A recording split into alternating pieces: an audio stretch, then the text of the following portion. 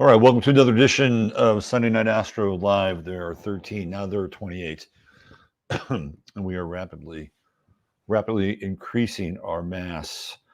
It's an exponential sort of evening. And you're in for a great evening of Sunday Night Astrology. Let me tell you, we are packed from station to station. There's so much to talk about. I hope we can get it all in tonight because the range of topics, I'm sure, will be as eclectic as myself and my guest, Dr. Narco Longo from Old World, Florida. And of course, he's going to bring a lot of his insights on astrology and etymology, astrology and etymology, the meaning of words and how these things all connect and click. We'll be talking about some Florida. We'll be talking about some Garden of Eden. We'll be talking about some Venus and a whole lot more with the good doctor. And I'm bringing some other stuff to the table tonight.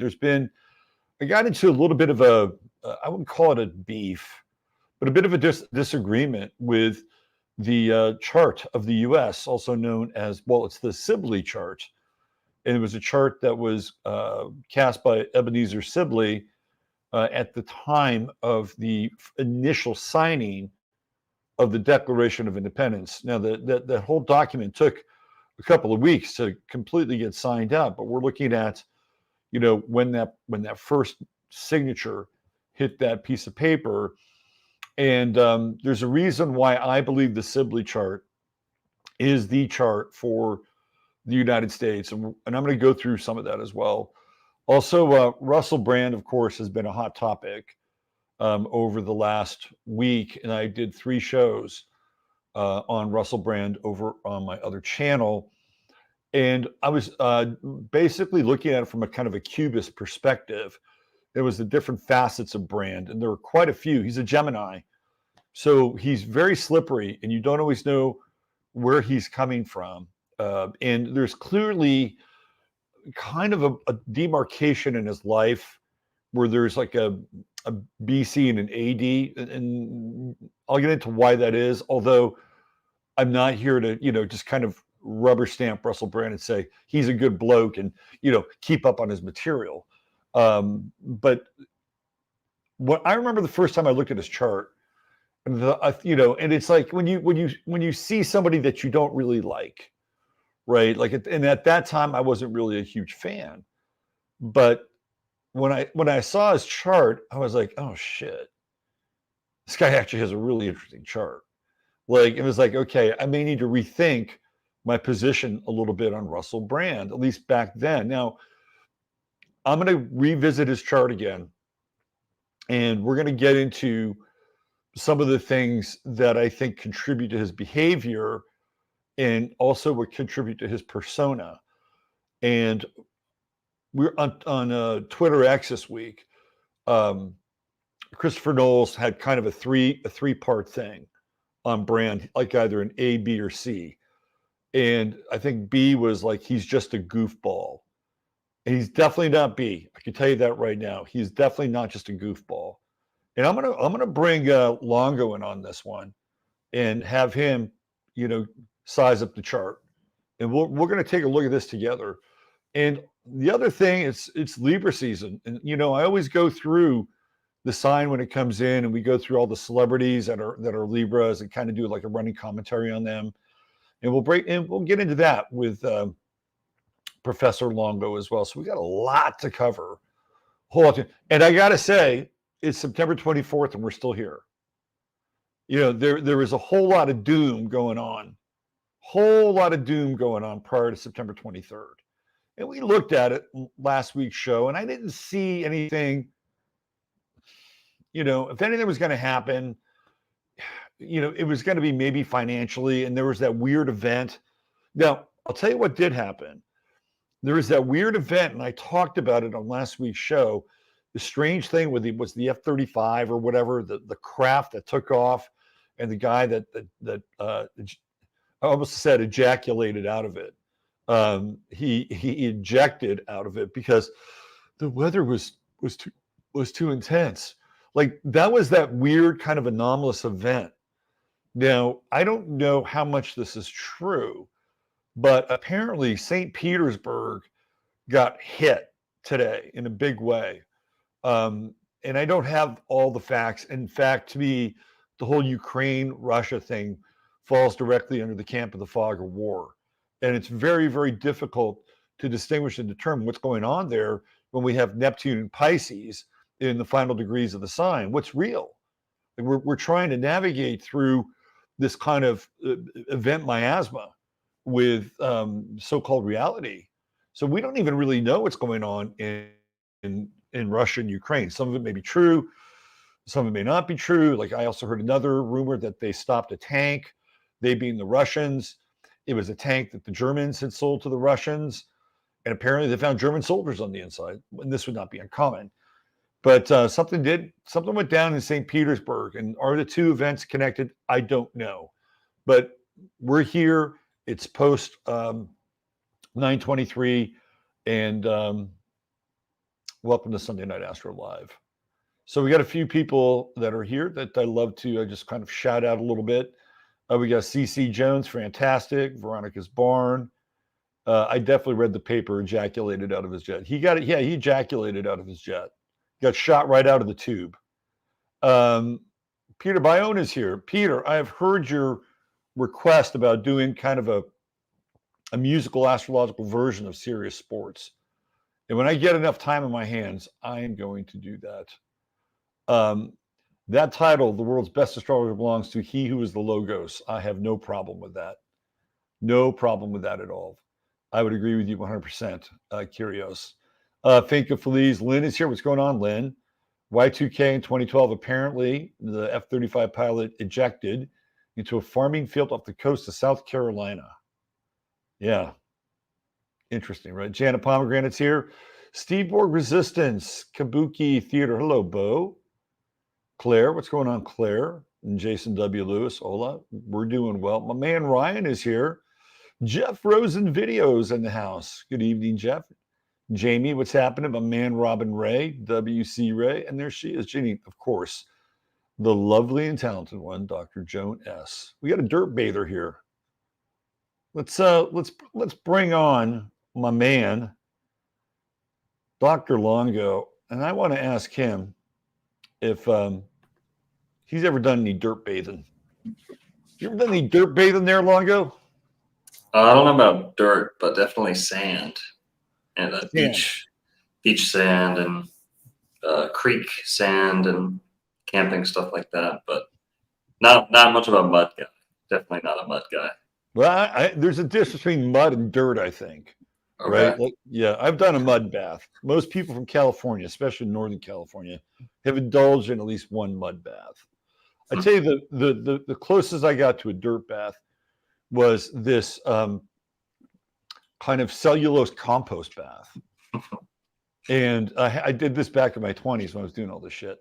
And they actually had a place in Sebastopol, and you were in this, it was kind of like a box, and this guy just shoveled all this clean cellulose compost on top of you, up to your neck. And so the compost was high in nitrogen. It was firing up, man. I was getting really hot in this thing.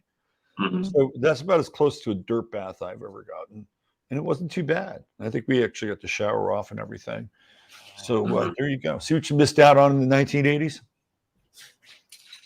Yeah, the 80s, for someone who wasn't alive, certainly seems like a bit of a dirt bath, a mud bath, or dirt bath. There was a lot going on in the 80s. Greed was good in the 80s. People got dirty in the 80s.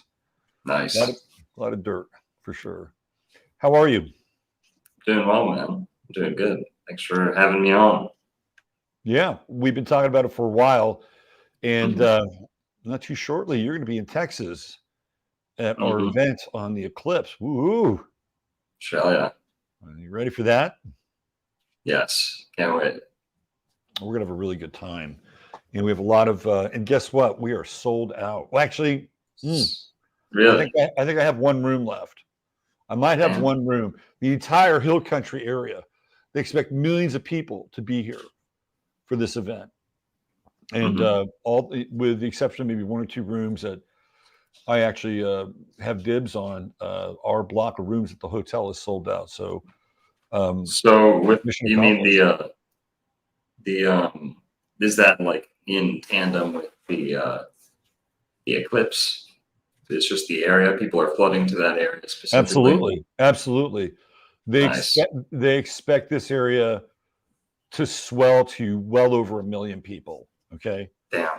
And let me just give you an example of the population. Fredericksburg has 10,000 people. Kerrville has 20,000 people. All the other towns combined might have a total of 5,000 people in the Hill Country.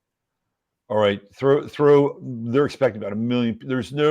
There are no available rooms in the Hill, and the Hill Country is pretty vast. There's a lot of space here, so all the rooms are gone, and it's going to be an interesting human. Now, luckily for us, we're going to have our own kind of experience. We don't really have to go out into the world, right? So we don't have to hassle with all the yahoos.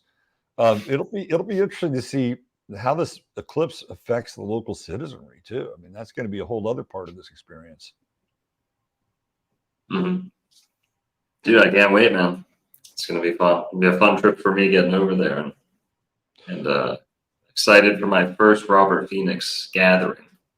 Yeah, this is going to be great having you here, and we're going to plug you in. I started this new game show last year called What's My Sign?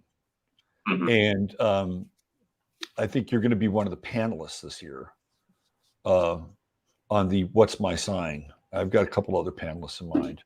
So you're going to have your astrological acumen tested in real time. Okay. I'm down. Cool. Sure, that sounds like fun. Yeah, we're going to have a lot of fun. Yeah. Where were you in, I guess it was August of 2017, August 22nd to be exact, if I'm not mistaken, or August 20. I think it was August 21st, 2017. Do you remember where you were?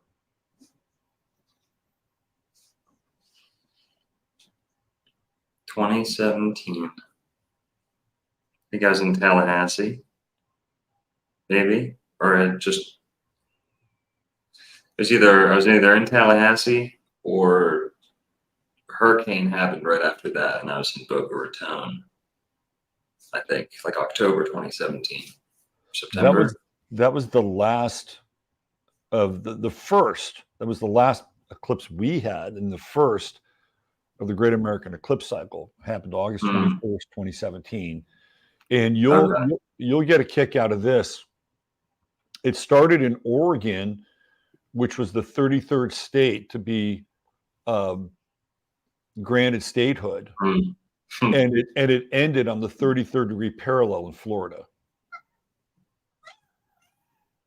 So the number 33 came up pretty big during that eclipse from beginning to end. And there's that famous photo. What's going on over there, man? I don't know. My cat's going. Is your cat feeling the eclipse already? I guess. What's up, mister? Hang on, let me check on this guy.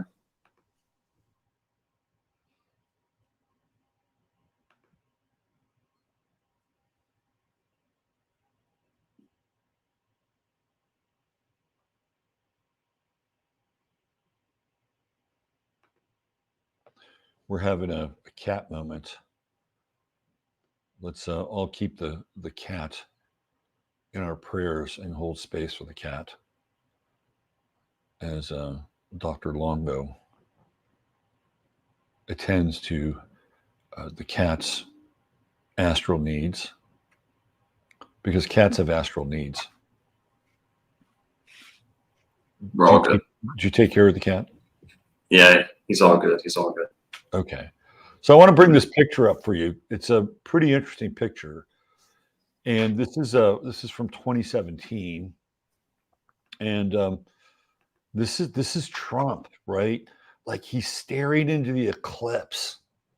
And you have Melania over here. She's looking away. She's got the shades on.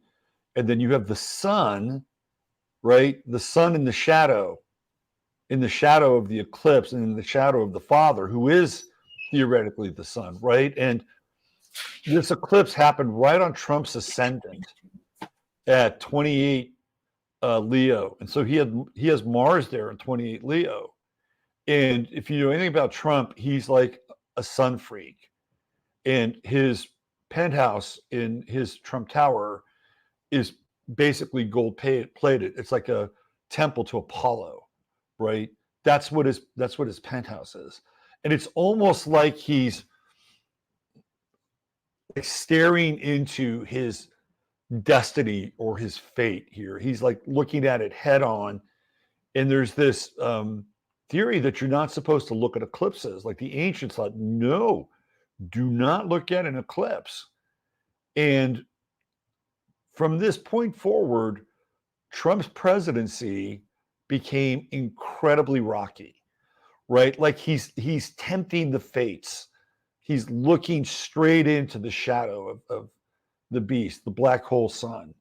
And it doesn't get any better there for him. He's got Mars there right on his ascendant. So it's literally like eclipsing, theoretically, his ability to act. I mean, I think this picture says a lot. What's your take on it? My take had always kind of been that he's in the know as to what's probably good for the body energetically. Now that's a fresh take that you just gave, that I certainly can see why, but my impression was he knows that it's good for him. He's trying to absorb some of the sun, or he just doesn't he is care about the glasses. That's what he's trying to do. Mm-hmm. Yeah, I agree with you. Something like that. Yeah. Maybe it's his uncle told him to stare at the sun or something. Saw it mentioned in one of Tesla's papers or something. Who knows? But, right. And he said, listen, if you do this, it will neutralize any and all Big Macs you'll eat from that point forward. Yep. Something he has something working in his favor, counteracting his diet and lifestyle, you know. But his life got considerably more difficult after that eclipse. Like it was just nothing but he's used, you know, you can chime in here, right? Mars and Aries are about obstacles and, you know, meeting that force, right? That's what Mars, ruler of Aries, does. And that's what Trump has always done, right? He's always had to go up against certain obstacles, even though he, you know, theoretically is a silver spoon kid, whatever. But he got more obstacles than I think he ever bargained for. And a lot of people say that he was in on it. I'm not sure he was in on it. I'm not sure. I think he was actually very surprised that he won. And at that point, he was in, I think for the most part, way over his head. He couldn't make his own appointees, right? And then he's got this eclipse moment, and it's just one like street fight after another from that point forward. That was my take on it. Mm-hmm. I see what you mean. Like the heat certainly got turned up on him. Also, what do you think about after that point? Do you think Trump looks good in shape? A lot of people say that he lost a ton of weight and he looks healthier, staying young. After the Megyn Kelly interview, the answer would be no. He looked like shit. No. Okay. He looked really bad during the Megyn Kelly interview, and I've seen him look better. And there's rumors of, you know, all these doubles and replacements. Like clearly, there's got to be multiple people playing Biden because the prosthetics don't add up. And you know, we've gotten into this before on my show with a bunch of other people. So there could be, you know, multiple Trumps. They've had this stuff going on for a while. But the one who was with Megyn Kelly, and it was the red tie Trump, and apparently the ties signify which Trump you're getting. And Ben Carson even said this. And Ben Carson worked for Trump. And he said, there's two Trumps.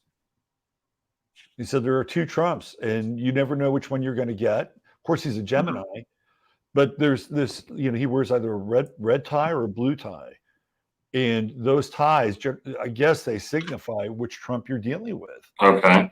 Can I say that I think sometimes the astro-theological answer usually trumps the conspiratorial or kind of literal one. And to me, when I drive past Mar-a-Lago and I see he has two pole, they're not pole dancers, but boys dancing on a pole. And I'm not to say that weird. I'm not saying that in a bad way. They're two young, like kids or old kind of I don't know what they'd be, Venetian or maybe Germanic, Dutch style sculptures. When you drive past Mar-a-Lago on the gate, there's one boy on one side, one on the other. They're each on a pole. These are the twins of Gemini. Right. On their pole, the polarity, and he is very aware. I'm not saying he's a master astrologer, but we know he has astrologers in his family. He's aware of totemic energies, the greatest of which, in my opinion, is always astrological. That's why you have Edgar Cayce, the sleeping prophet. Pisces rules sleeping and it rules prophets, prophetic and prophets, money, finance. Then you also have Cobra Tate, Andrew Tate, you know, whether you like him or not, he's got his horse head on the wall behind him the whole time.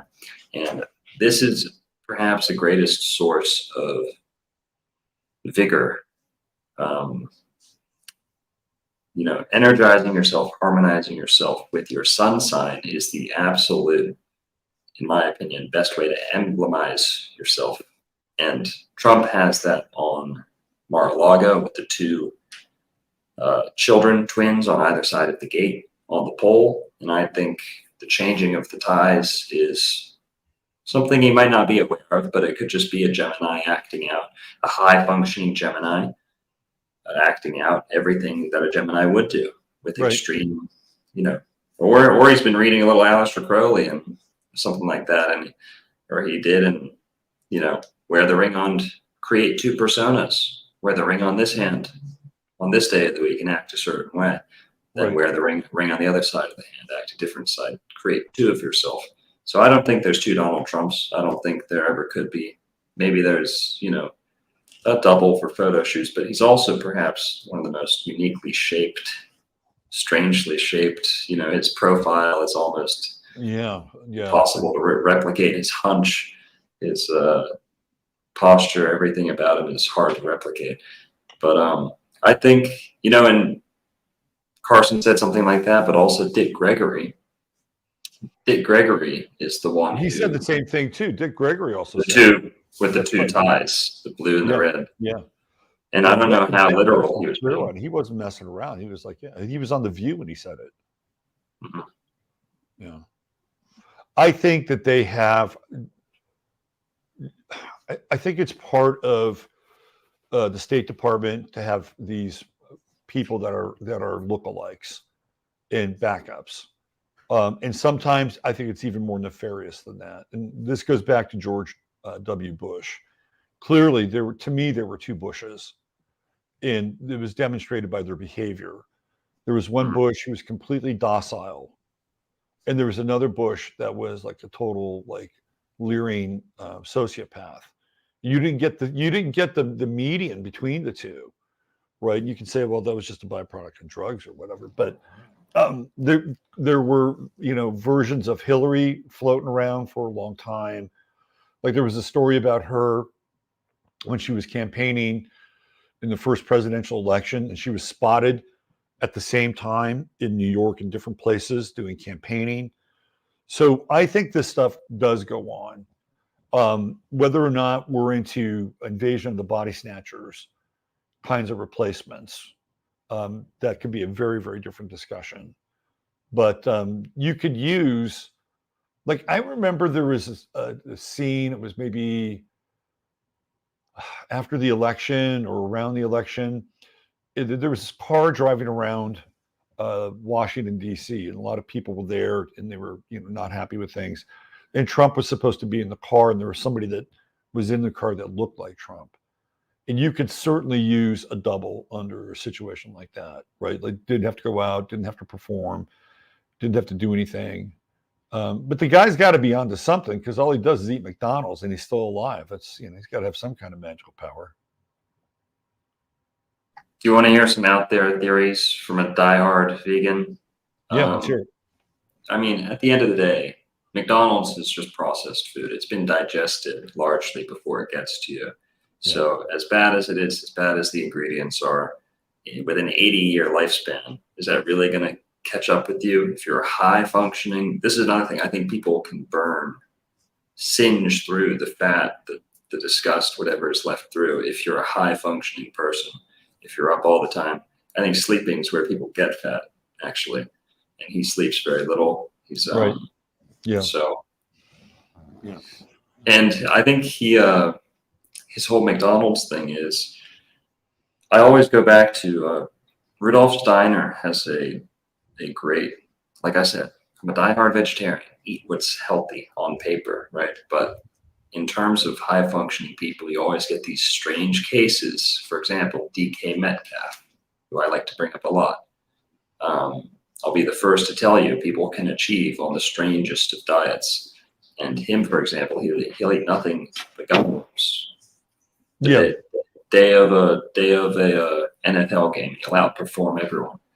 Yeah. And Rudolf Steiner said that human digestion, the swallowing, the taste, digestion, all of it is simulated. That every other animal on Earth digests the food, and the food goes back into the ground to form a function. With us, we eat for taste almost entirely. And he said that most of the energy, this is out there, this is metaphysics, okay, this is Steiner, but most of the nutrition from food comes from the impressions on the body left through the taste, just from the taste alone. Right. So eating for taste alone, you'll find a lot of people who, I don't know if that sounded smart or stupid, but Well, I think there's probably some truth to that. Getting back to the DK Metcalf, you froze up a little bit, by the way. I'm not sure why, but getting back to the DK Metcalf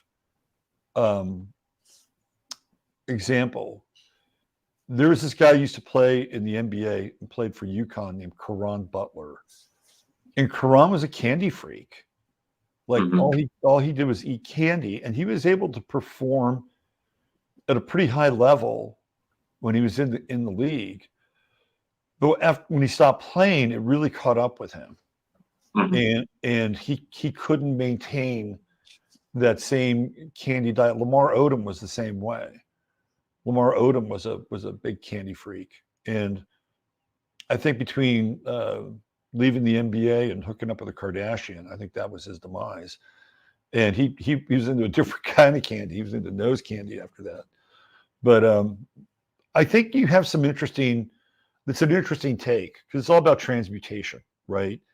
And if you're really so here's the chicken or the egg, right? If you're transmutating or vibrating at a high level, you can transmutate anything theoretically. Maybe in order to get to that place, most people might have to ditch their diet for a while to raise their vibration so that they could get to that place where they could transmutate everything. Right. So there's maybe a couple ways to get to that path. What do you think about that? Now I can't hear you. You're muted. You're still muted. How about now? There you go. I had to switch microphone. But I don't know what to say. Is that I think if you took a deer or a rat or anything and didn't give them something that they're used to eating and only gave it to them, you'd have severe repercussions. Whereas humans, I don't think anyone will even agree as to what humans are supposed to eat, but you'll find them eating the strangest of things that in theory should not be nourishing them at all. Right. But to me, that's where the salt and the sugar and the taste, the tongue is such an intelligent, strong muscle that the impressions left on the tongue, like I said, quoting Steiner here, that is what controls most human digestion. And people become what they taste, not what they eat, so to speak. Okay, interesting. Yeah. So while you're here and fresh at the beginning of the show, Sure. I think we should probably talk a little bit about, we're in Libra season now. And whenever we get into Libra season, there's always an interesting discussion about Venus. And how Venus theoretically has two faces, the face of Libra and the face of Taurus. And I've always been of the mindset that the Earth is the ruling planet of Taurus, that it is the earthiest of the Earth signs, and that really the sole locator for Venus would be Libra as a sign. And we're at that point, at least astrologically, we're in the balance of the year, right? We're in the days where they're relatively equal. So we have these scales. And the thing that I've always found interesting about Libra is that it's the only mechanical object in the zodiac. Everything else is either a combination of a human and an animal, chimeric, or an animal, or maybe in the case of Gemini, human, right? But this is the only mechanical object in the zodiac. And I think that's really interesting because technology now sort of comes into the wheel in the seventh sign. And from the position of the sign in the house, it's that interzone between everything below the horizon, which is all very personal, and everything above the horizon, which becomes transpersonal. And we start talking about culture and concepts and ideologies. So Libra is really that interesting interzone. It's like it's balancing the bottom half and the upper half of the chart. And there's a lot of really interesting stuff that we've talked about before that relates to Pisces and Venus and Pisces and Jupiter and Pisces and Neptune. And I know that we're going to talk about Libra tonight and Venus and Eden and stuff like that. But why don't we start there? Let's get some of your thoughts on the sign and where it's located in the zodiac and the mechanism, etc. Right. So Libra is a sign that I have been focusing on quite a lot because to me, in my research, Libra represents the fall of man, fall of Atlantis, the fall of the year, the fall of the day, the sunset, and all these things together is why Libra kind of got the short end of the stick in terms of being the most evil sign of the zodiac, or tempting, and it's the deceptive one, the seductive. That's where you get this. To me, Libra is Lucifer. Lucifer is the light bringer. Libra is the Libra. Li means light, bra means to bring, brought. I brought that there. Libra, light bringer, fall time, fall of man. Lucifer, when the tree with the serpent and the fruit. Venus is where you get fruit. Apple comes from Aphrodite or Apollo. Either way, Apollo is falling in that sign. Aphrodite is ruling that sign. With the tree in the garden, this is also the evening of the zodiac itself, because it's evening sunset. Set being Saturn exalts in Libra. So we have the coming of the night, but also it's okay. This is something very interesting. How we can know for sure that Libra rules the fall of man, the Adam and Eve story, the garden, all of this is occurring. Much of this is represented in Libra. Why? Because Libra is the seventh sign of the zodiac. September. Sept and serpent are the same word. They come from the same word. To be a sept is to be a book, a scribe, a keeper of information, but also a serpent. And a sept can be a hall for reading. It can be, so sept, serpent, these are the same word. Aleister Crowley, who was a Libra, my favorite quote by him: "There is love, there is love, there is love, and there is love. There is the serpent, and there is the dove." So Libra rules the dove and the serpent. The dove because it rules love, and it rules romance and partnership, and the pleasantries of Eve in the evening, but also it rules the deception and the power of Venus to seduce and give a false light. The false light of Lucifer is is the allure of autumn. Is there no more beautiful time of year to the eyes, but to the sense? Absolutely. 100%. Exactly. To the senses, it's perhaps the most delightful. It's alluring.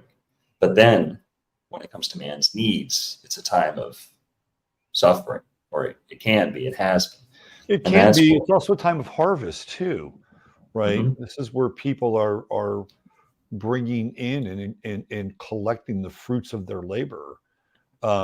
So that's another side of this time of year. Of course, you get your Oktoberfests and all the Mhm. merrymaking. One of the things you brought up also is Venus as the morning star, right? Venus is Lucifer, which is Yes. which is part of Venus's story. Mhm. And I was also going to say, a lot of people, there's a lot of debate, argument. Um, you'll hear, what's the guy, Morals and Dogma, who's Albert Pike. You'll hear Albert Pike.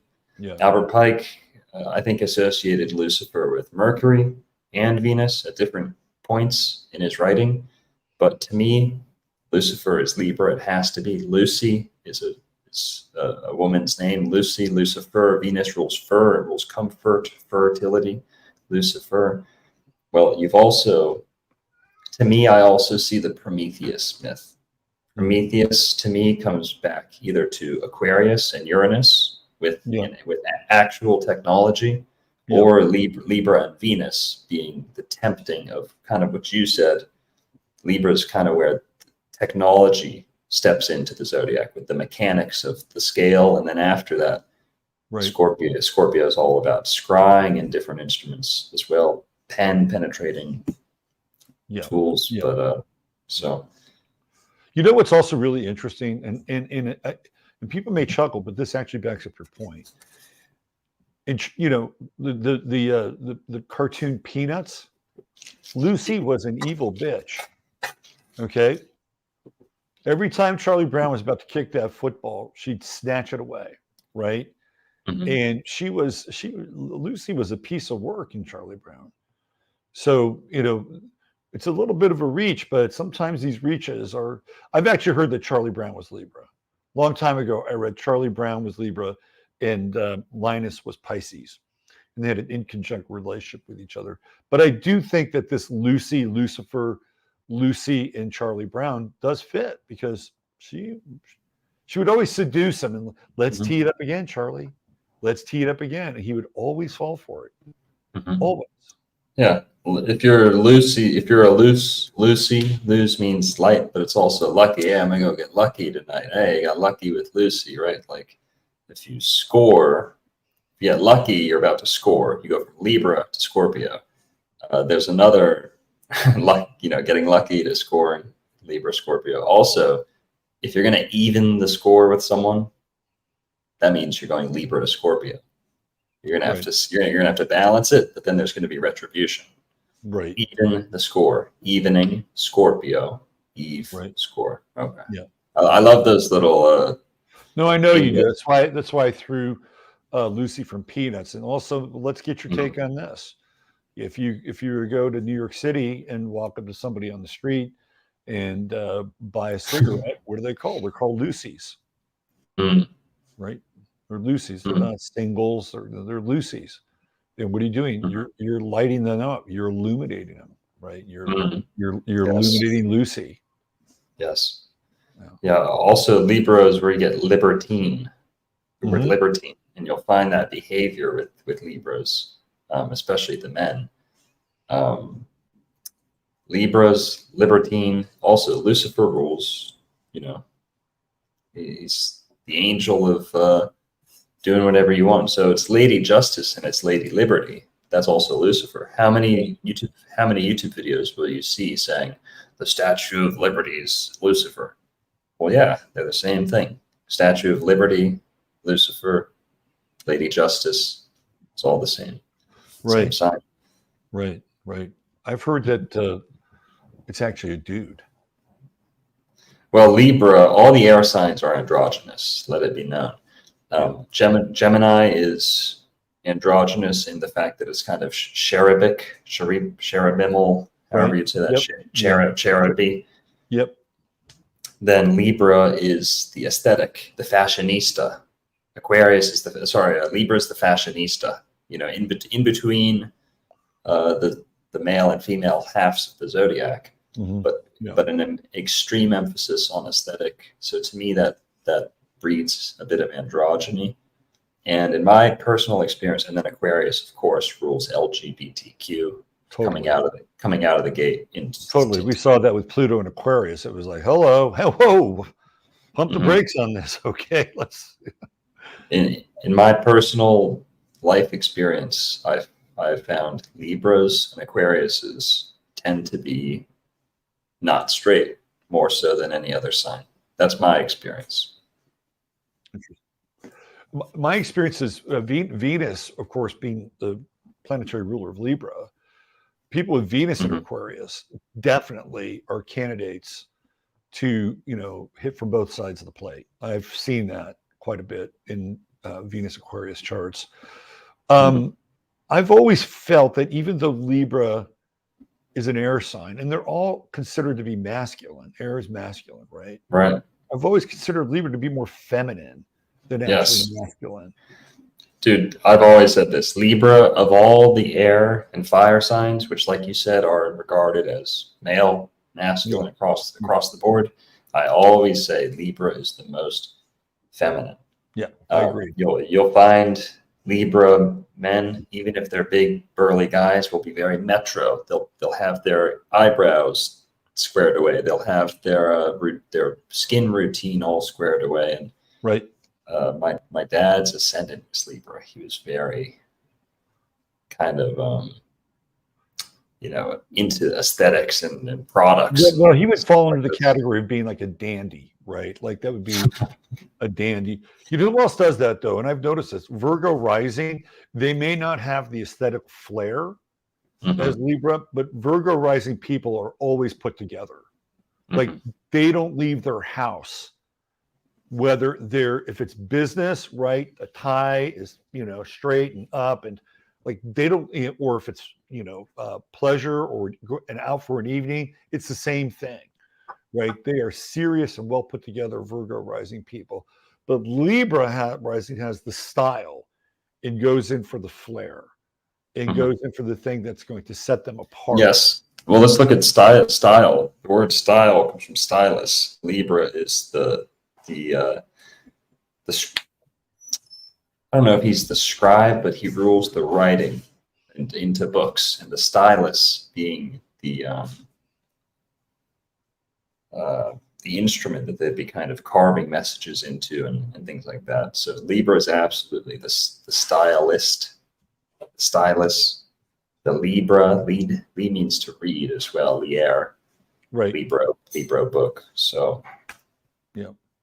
In my astrological course, I talk about how a young person develops their strategy based on their ascendant, right? So when you're really, really young, you're a kid, and you see all these big people around you, and you have to compete with them and get your needs met, right? Like every rising sign has its own strategy to do that. It's developed very, very young.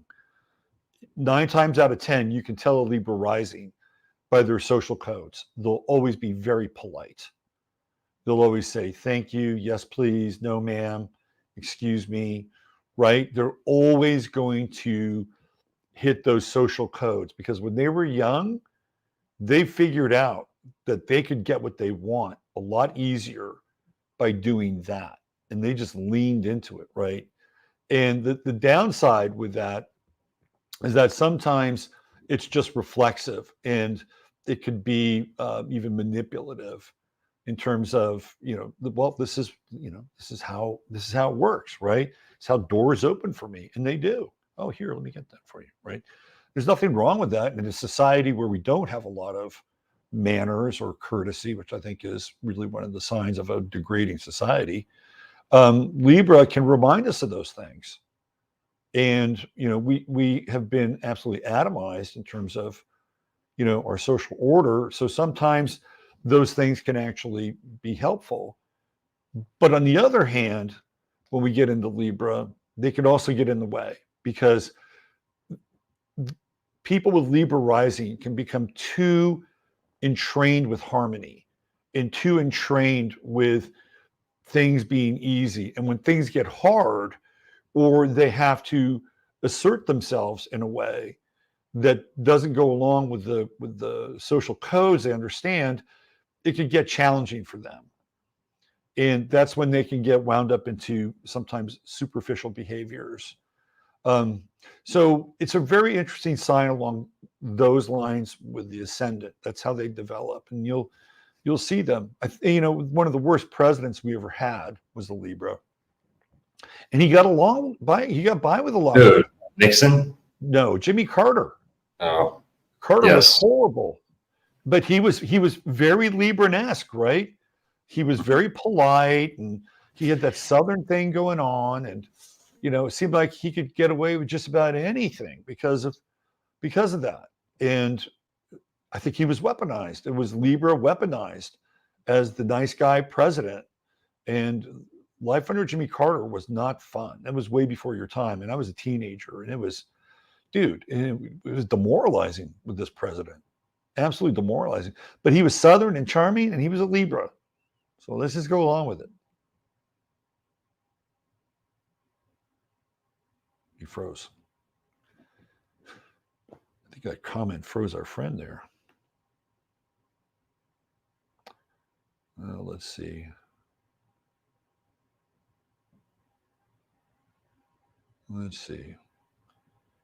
Longo. Come on back in. Paging Dr. Longo. Paging Dr. Longo. Cindy has an ascendant. Okay, Longo, I'm going to move you from the... Come on back in. You got to come back. I'm going to remove you. Come back in. All right. Let me see. Librans are an iron fist and a velvet glove. That is true. That is true. I would agree with that. That is true. What else do we have here? Let's do some... nice to see you, Maria.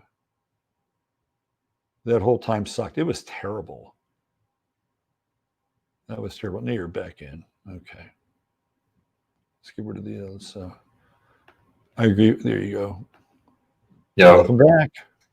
I think I just got some bad internet here. I tried to interact with your double, but wasn't giving it up, man. Mm-hmm. Yeah, your AI froze. Maria had a really good comment here. She said Librans are an iron fist in a velvet glove. That is true. Mm-hmm. That is true. They will come across very congenial and cordial, but they're not always going to act in that way. Vladimir Putin is a Libra, right? And his son theoretically is in the 12th house, if we can believe his chart. So the interesting thing about Putin is that in a weird way, he always does come across fair. Like whatever's going on, like there's always this weird kind of fairness with Putin. But he's probably got just massive plans up his sleeve and can put the hammer down at any time. So I think that's a fair assessment. And I think Putin would be a really good example of an iron fist and a velvet glove. You've also got Aries opposite Libra, iron opposite velvet.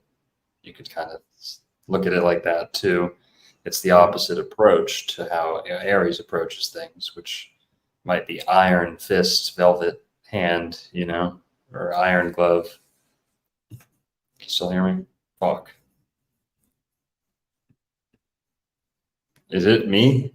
Are you guys still here? Did he fall out or did I fall out? Send me a chat if you can still see me. What's up?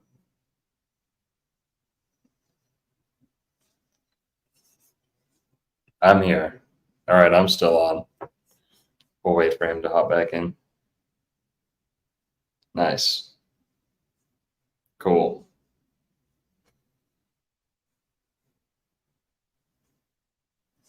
All right. Well, I'll see what I can do. Hope he pops back in soon here. But that was on me, man. I just got booted out. What the hell? Are we like burning up StreamYard tonight? Something. Is that what's happening?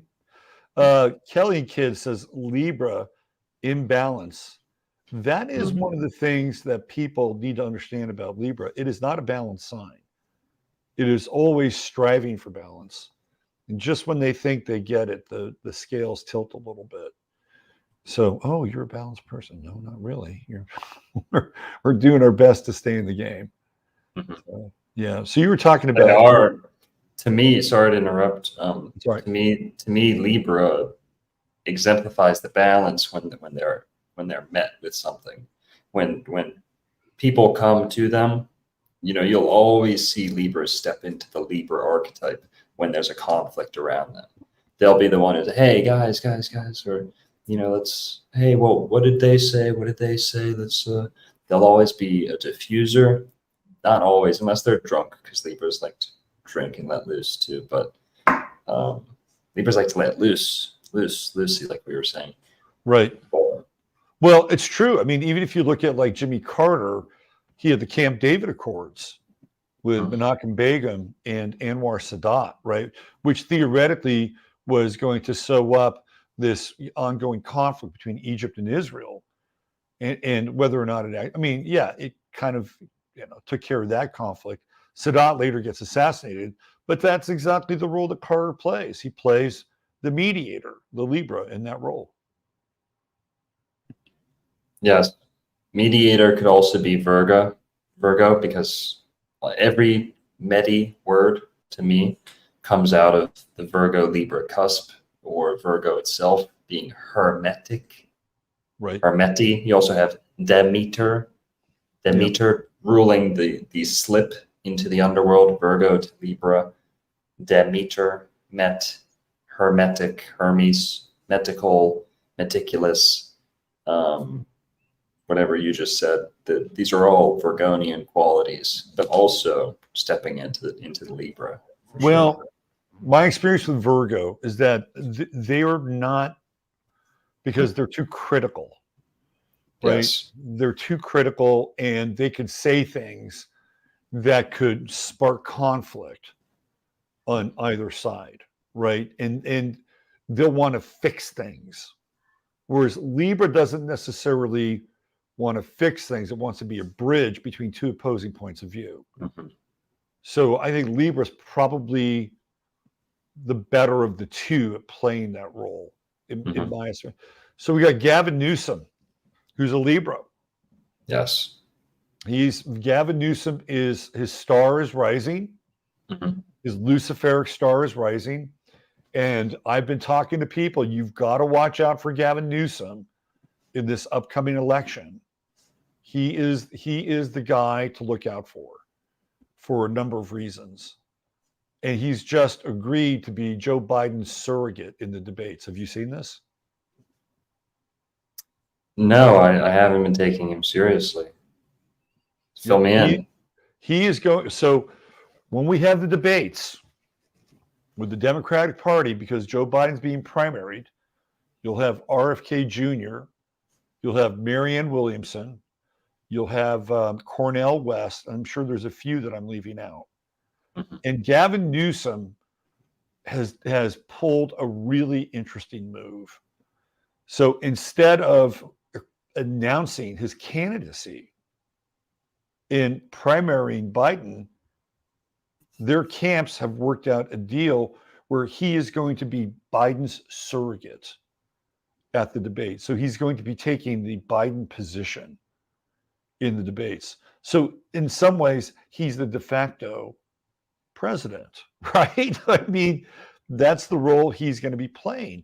So he's playing the bridge between the debates and the candidates and Biden.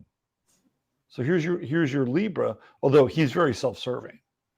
And this is really being done for his own benefit, not Joe Biden's. To me, Libra's the best liar too. Libra rules lying, Libra rules law, lawyers, liars. It rules the parameters. If Libras know the parameters, they can play the game. That's kind of that lawyer mindset.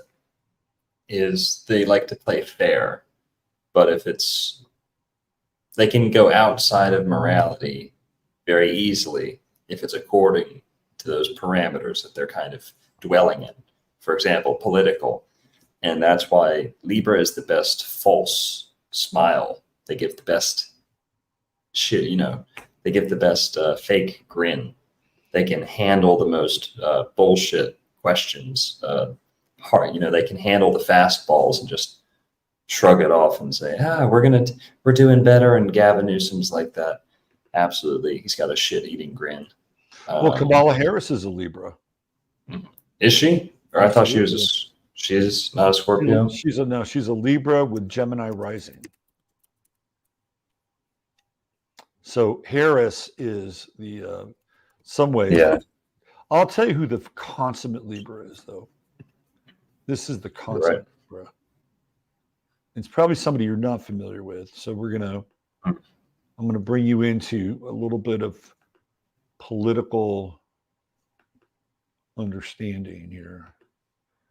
This is Francis Fox Piven. Do you know Cloward-Piven by any chance? No. Cloward-Piven strategy? No.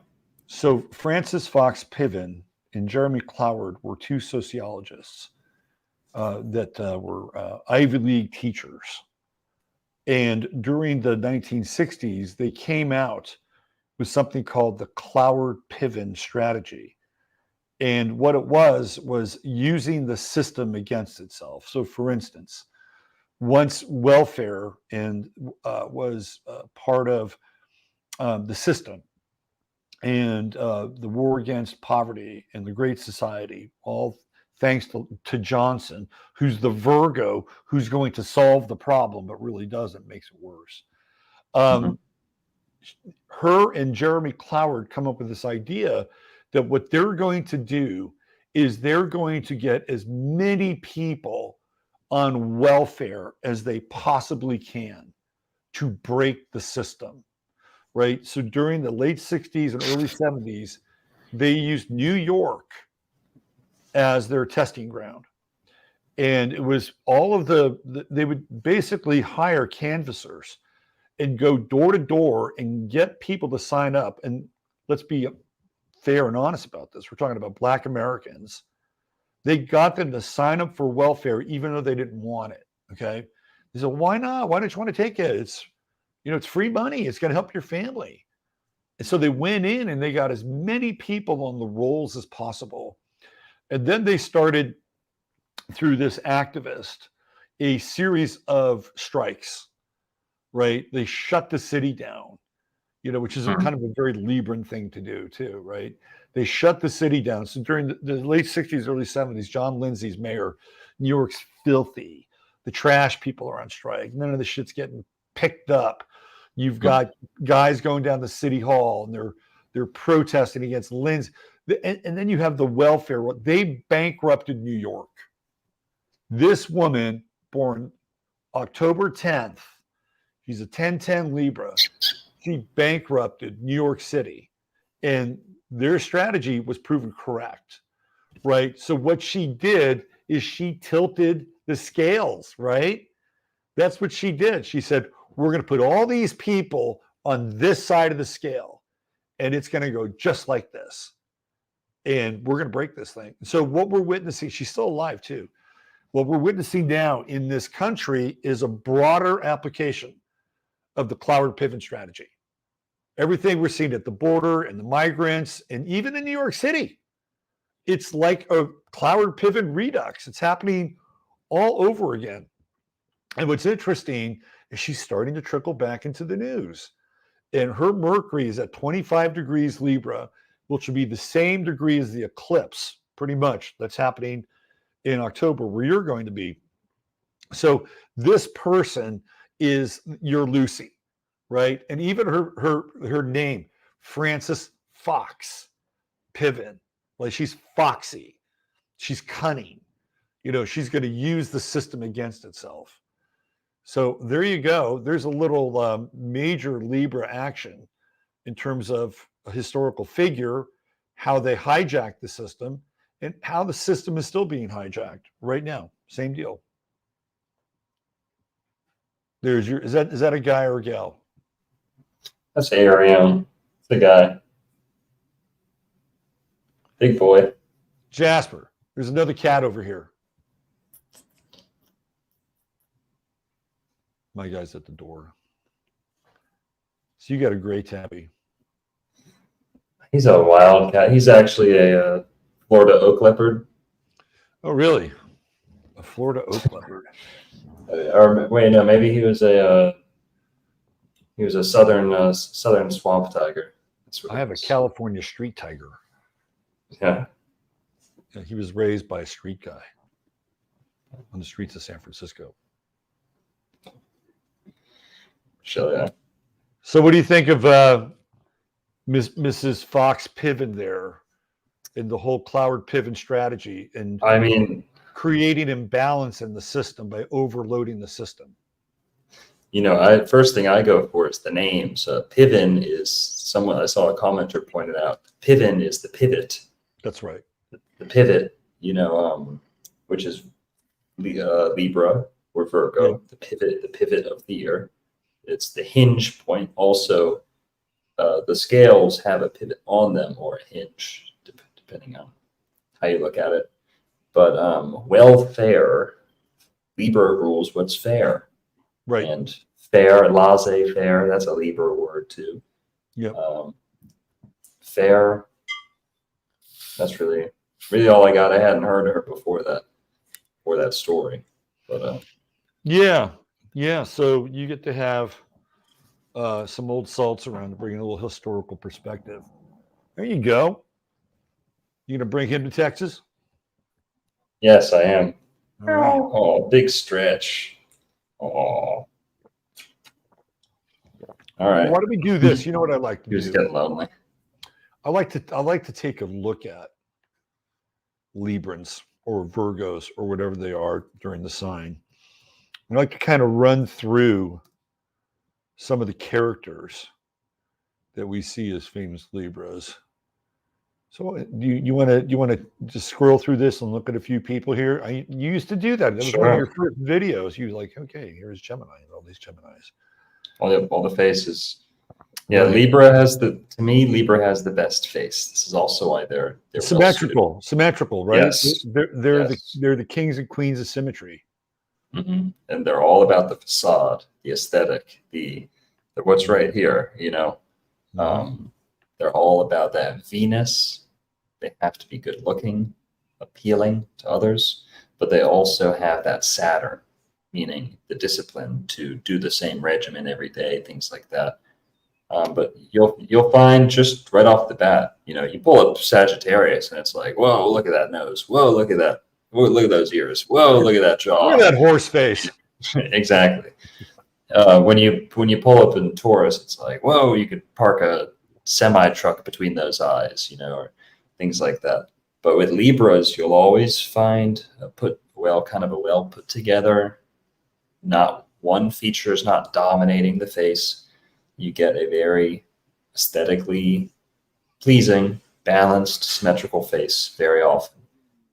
So let's go through a few of these. You have Mahatma Gandhi, of course, perhaps one of the most famous Libras of all time. The great organizer. I guess he was the first community organizer. Supposedly brought down the British and the whole thing with the production of with salt and then silk.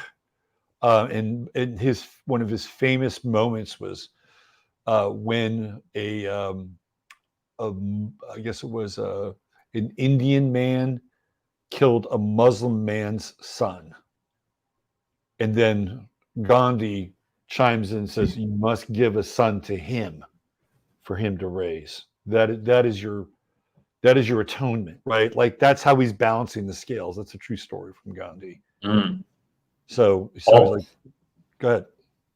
I was just gonna say, also with Libra, he had some strange proclivities in terms of like bedroom time. He did have some unusual bedroom activities. I mean, we may find more than one of those through Libra. Well, I would say that Libra to me kind of rules, kind of is that stage. Like Libra can kind of exemplify that, being stuck in the romance and never getting to the nitty-gritty of, sexual unions and stuff, being Scorpio. Libras might be the romantics who stay in. So why I'm saying that is Gandhi, for those that don't know, he would sleep in beds with virgins. So this could be To young. test himself. It was to test himself, solely to test himself. Well, that's kind of how it's explained by most people. There's other people, Robert Sepper and some other people have theorized that he was doing kind of like Epsteinian, like Crowley-esque sex magic, where Could be. he's churning this like overwhelming what's the word, temptation They'd into be siphoning off their chi. willpower. Yeah. Exactly. Yeah. So that's kind of goes back to what we were saying about unusual. They're not the straightest sign of the zodiac. Then we have John Lennon sitting right next to him. Give Peace a Chance, a very Libran song, right? Of course, his bedroom tales. If you follow, I'm not familiar. Well, he had Yoko Ono, but he also had another gal, and Yoko, being an Aquarian, was mostly okay with it. This happened in LA. This is around the time, probably around Walls and Bridges, rock and roll, that period for Lennon. He's hanging out a lot with Harry Nilsson, and they are terrorizing the Sunset Strip. And so Lennon had two lovers. He had, I believe she was Korean, I forget her name. And then he also had Yoko Ono. So Lennon, of course, being the balance in the scales, and Sean, being his son, is born on the same day as he is. Of course, Yoko decided to have a cesarean, right? She's like, well, this is pretty close. Why don't we pull him out? Like, how would you feel about your mother essentially, like, fetching you just to have you born on your father's birthday? That's just got to be kind of weird. Yeah, my brother's birthday was induced a day early because my mom didn't want him to be a St. Patrick's Day baby because we're Irish. Right. So she made him come out a day early, March 16th, 3/16. But interesting. Well, at least it wasn't on your dad's birthday, right? True. On John Lennon, also with him, Lucy in the Sky with Diamonds. Another Libra, Lucifer visuals. Okay. Yep. Yeah, we could probably scroll through the Lennon songbook and just, find so many references to the sign of Libra. I think, if I'm not mistaken, he had Venus in Scorpio, which is why he can be so acerbic at times and bitter. And sometimes his Libran charm would give way to this very sarcastic snark that he was quite capable. And then we got Bela Lugosi, the handsome Dracula. Like, that's a major shift from the original version of Dracula, right? Nosferatu, who looks like fucking, Adam Silver or Jonathan Greenblatt. Like, he looks like, and then now it's like, I did a whole thing on this. It was sort of like, sort of the ethnic reformation of Dracula. Right? It's like, that dude. Do you know who Nosferatu is? Sometimes I forget. Do you know who Nosferatu is? No. All right, let me show you, just so we can have a good conversation about this. So there's this famous movie called Nosferatu. It was the first vampire movie, and it was a silent movie. And I'm going to show you what Dracula looked like. That's what Dracula looked like. Right? That's Nosferatu. He's a bloodsucker. Right? And there are some very heavy, how do I say this? Insinuations of Nosferatu being Jewish and being this, and the bloodsucker being related to things like usury, right? So this is a very like heavy duty kind of ethnicized version. If you go down that layer of metaphor, right? It's like, okay. Yes. No, that's a strong thread that has been pulled in many different languages and industries, you could say, or medias, is chupacabra. Right. It's a Jewish trope. What did they call the Jews when they left Spain, or when they were hiding in the Inquisition? Well, they call them conversos. Well, yes, but also chuetas, chueta, to suck, to siphon, to parasite. So chupacabra, chueta. This is also where you get mosquito, right? Mosque, mosquito. That one's anti-Islam, but mosque, mosquito. It's another one. So check this out for a second. Look, so this is the upgrade. This is Bela Lugosi.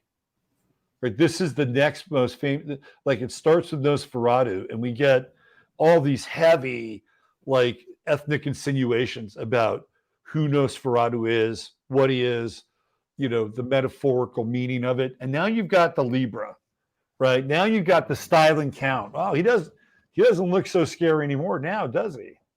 Mm-hmm. No, this guy's a fashionista. This is Count Dracula reincarnated as a fashionista. Mm-hmm. So that's why I wanted to bring this up, because Bela Lugosi's a Libra. So they picked him to basically be the next version of the guy that we had just seen. So there you go. He got a fashion upgrade. Eisenhower, Dwight Eisenhower, Libra, another guy. He was political, right? Patton was the better general. Eisenhower was the better politician. Eisenhower got 2 terms. Patton got an early exit ticket. Here's what I'd love your commentary on. Eminem, Libra. Sure. What do you think of that? I mean, it only would have been better if he was a Gemini with the whole twin thing. But Libra rules lying. It rules facades. I mean, how else do you say it? I find the Eminem coming up with Saturn signs a lot. Saturn, you have Marilyn Manson being a Capricorn. Then you have Eminem being a Libra, Saturn, Lincoln. Saturn 2 exalted, of those. Libra exalted. They're actually really good friends, from what I have heard. Eminem and Marilyn Manson. And he just does not streak me as a Libran character at all, though. I mean, there's nothing polite or warm and fuzzy. Eminem. Yeah, no. Nothing. Dude, have you ever seen when he was on Howard Stern or something, and he gets his age wrong by like 3 years? And he's not joking. He's not nervous. He was 27 and he said, "Oh, I'm 24." And it's not like he's Ariana Grande, like, "Hey, we want you to be a sexy, teen, and just say you're this." Are you saying he's mentally deficient? Is that what you're saying? No, I'm saying right from the get-go, you might have a guy whose identity is not what we think it is, because by his second album, he starts putting out the most New World Order, identity crisis, David Bowie style Lazarus, like, "Oh, I'm dead, I'm not me, I'm 10 of me at the same time." There was a lot of that going on with him. Absolutely. Yeah. Well, the real Slim Shady, please stand up. For those that don't know, there's a lot of evidence behind this, that you have the chubby, blonde, quirky, sex-obsessed young kid who probably did grow up around nothing but black people in trailer parks. It's just off the cuff, wild. That's that early Eminem. And every song you hear is like a comedy. He's like Scooby-Doo. It's like comedy for him. And it's half-baked. He's articulate. He's good with his words, but it's very funny. Then you get, and you could say it's sobriety. Who knows? But around 8 Mile, when he did the movie, or a little bit earlier, you get the new Slim Shady, the new Eminem. He's got a very bony, longer face. He's got a chin sticking out. He's got a ridge on his nose like mine that the early one didn't have. The early one had a little bit of a snubbier nose and a fatter face, and what people say is that he got sober and he started going to the gym and he got a little bit more of like a Under Armour style look to him. And which happened to Dave Chappelle as well, by the way. exactly. Yeah. Right. So to me, I don't think, and from that point on, with Dave Chappelle, the only thing keeping me from accepting that Dave Chappelle's fully replaced, which a big part of me thinks he has been, is that he's still kind of funny. He's not as funny as he was, though. I agree with you. I agree with you, but he's still kind of funny. Whereas Chappelle's show was the funniest motherfucker I'd ever seen. True. And his show, he was right up there with Pryor and Bill Hicks and Carlin. I know what you mean. And people can put on weight, but you don't put on like a linebacker's shoulders. Yeah, Dave Chappelle look like Marvin Hagler. Dave Chappelle was like 120 pounds max. Wet. And then now he's got, boom, he's big. And it's guns and everything. It's a different build. It's not just muscularity. Yeah. But back to Eminem. After 8 Mile, he starts wearing his hair dark and shaved to the bottom. From that point on, you don't hear one good, interesting, funny, insightful lyric from Eminem. It's just blech. It's just radio garbage. It's not jarring. It's not anything. I don't think that's just sobriety. And I think the first couple Eminem records were really funny and witty and snarky. And then you're right. Everything kind of just goes right off the table after that. And he does look different. I tell you, there's also been different versions of Lennon as well. And people have pointed this out. My buddy Paul, who has spent a lot of time with this over in England, looking at this stuff, has given me like different versions of this guy's face. Like, oh yeah, that's like kind of a different nose. So, I think the whole thing with doubles and replacements in the music industry, whether you think they're clones, and there are some people that do, it makes total sense if you want to have publicity appearances and touring. Having somebody that looked like somebody to go out and do something for a period of time, a lot of people probably wouldn't know if they didn't have to perform, right? So there is that. But this guy does not look anything like the blonde Marshall Mathers that you're talking about. Let's move on to Martina Navratilova. Now, she's a tennis player, one of the greatest. Do you want to stay on Dracula? Let me go to Martina, and we'll go back to Dracula. I'm just saying because the visual is up. Okay, go ahead. No, nothing. I was just saying. Were we going to bring it about Dracula? No. I just was going to say show the tennis player. Okay, so Martina Navratilova is one of the greatest tennis players of all time. Mm-hmm. And when the whole trans athlete thing came out, she spoke out against it. She was, no, this isn't fair. Of course, she's a lesbian, gay, whatever. And then almost 2 or 3 days later, she was retracting her statement, right? So she came out as a Libra in the statement, and then somebody whipped her back and she reversed her position on the other side of it, right? And she's done it more than once. Well, you have that with all the cardinal signs. In my opinion, you get a little bit of that Aries foolishness, like that stepping in and then maybe having to second think it before it's already done. I find that with the cardinal signs. And Libra and Aries being on the same axis, they have a little bit of this foolishness to them. Right. Aries more so. I'm not saying dumb, right? I'm just saying they can be act before thought.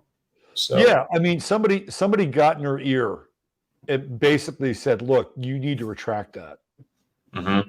And it could have been one of her sponsors, who knows, right? But her first response was the Libra response was, it's not fair. You have a man essentially playing against women. How can you consider that a woman's sport?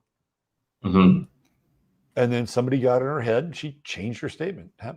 Speaking of a man playing a woman's sport, I'm not talking Mickey Mantle. I'm talking Serena Williams, Libra, right here. The oft accused Serena Williams of, and by the way, her sister is Venus. Yeah, dude, you don't want me to start teeing off on this. Go. This gets me riled up. Go. Would you mind pulling down Dracula though? Dracula's not there. Okay, for me, Hold on. everyone's still looking at Dracula. All right, hold on. Here we go. Cool. Let's go Thank back. you. Okay.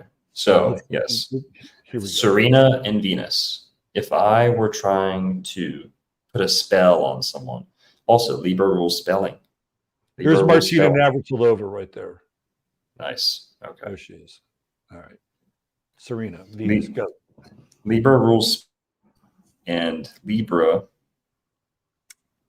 is the spelling of books and words and grammar, and grams, the weighing of things, grams, grammar, books, Libros. Okay, right. It's all about that.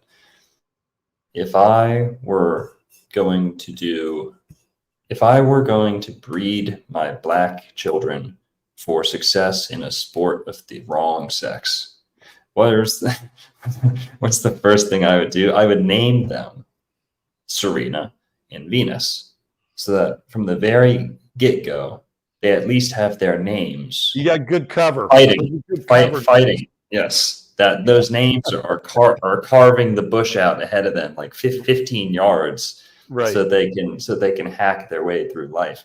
Right. Those names are the armor that if they were named something like, LaDonna, or something a little bit more with a bite to it, these people would have been sniffed out very early on. And Serena and Venus, also, it's a mockery. The new World Order, whoever. Right. They're dudes. I think they're dudes. No, they're full-blown dudes. Okay. Yeah. Quick. They're full-blown dudes. Serena and Venus are big, tall, huge. She's got the back. Literally a linebacker. Yes. And the waist. You look at the waist, it's right there. Yeah. That's all you need to know is the shape of the pelvis and the ribs coming through across the waist instead of through the waist. Also, the dad they're from South Florida, if I'm not mistaken, or they did a lot of their training in South Florida. They started off in Southern California. Yeah. And I think they moved to Florida to get the training. Yeah. So they were training here, and I've seen a early. They were getting attention when they were like 10, or whatever. And I saw an early documentary, news channel, or whatever.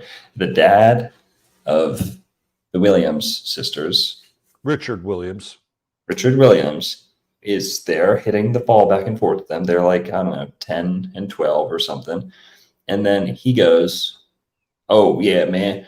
Shit, bro. I came up on this tennis tournament, man." He's like, I was picking up, I don't know what he said. He was picking up towels, or he was around the tournament. And he's like, "Man, I was walking by and I heard them say they was winning $5,000. He's like, right then I knew I was in the wrong industry. This is the guy whose daughters are accused of, right from the get-go. You don't only have the suspicion of every person's intuition telling you that's not a girl. You also have the motive, a glaring, obvious, admitted motive, saying, I knew you can dominate at kids sports. And then I think the bull just kind of ran off with it. I think he was going $5,000 here and there, 2 black kids dominating a girls' tennis tournament. And then it got out. It's a great story. America loves stories like that. Got out from under him, and it turned into something extreme. And I think that a lot of people didn't know until they had that Olympics debacle, where one of their, if I'm not mistaken, one of their pee or blood work came back with male chromosomes. I don't know. Exactly. And they said, hey, well, that's an issue. It was a mistake. It was a mistake. Mm-hmm. Yeah. Something like that happened, and It might not have been known until then. There's also the chance that it's a whole orchestration and a mockery of the feminine, and it was setting the stage subliminally for the what's the girl's name? The Lindsay, who's the swimmer, the trans swimmer, and all this stuff. Oh, This yeah. Leah Thomas. Leah Thomas. It could have been subliminal. You know, people always say, whenever I talk about Michelle Obama, people always say, you know, phase 2 of the cognitive dissonances. Holy shit. Well, this is kind of convincing. But then they go, well, why? Why would they lie? And you kind of have to step in and explain to someone who might not be minded like that, well, mockery means a hell of a lot to these people. Some of the greatest works of literature you've ever heard are dick jokes in their title and the name of their authorship. And this is what matters perhaps the most to Masons and things like that, is this dark Crowleyan humor. And what do they call it? Duper's delight. Isn't that what they call it? Right? Duper's delight. Yeah. Duper's delight, when they know that they're pulling one over on people. And every now and then they'll let it out.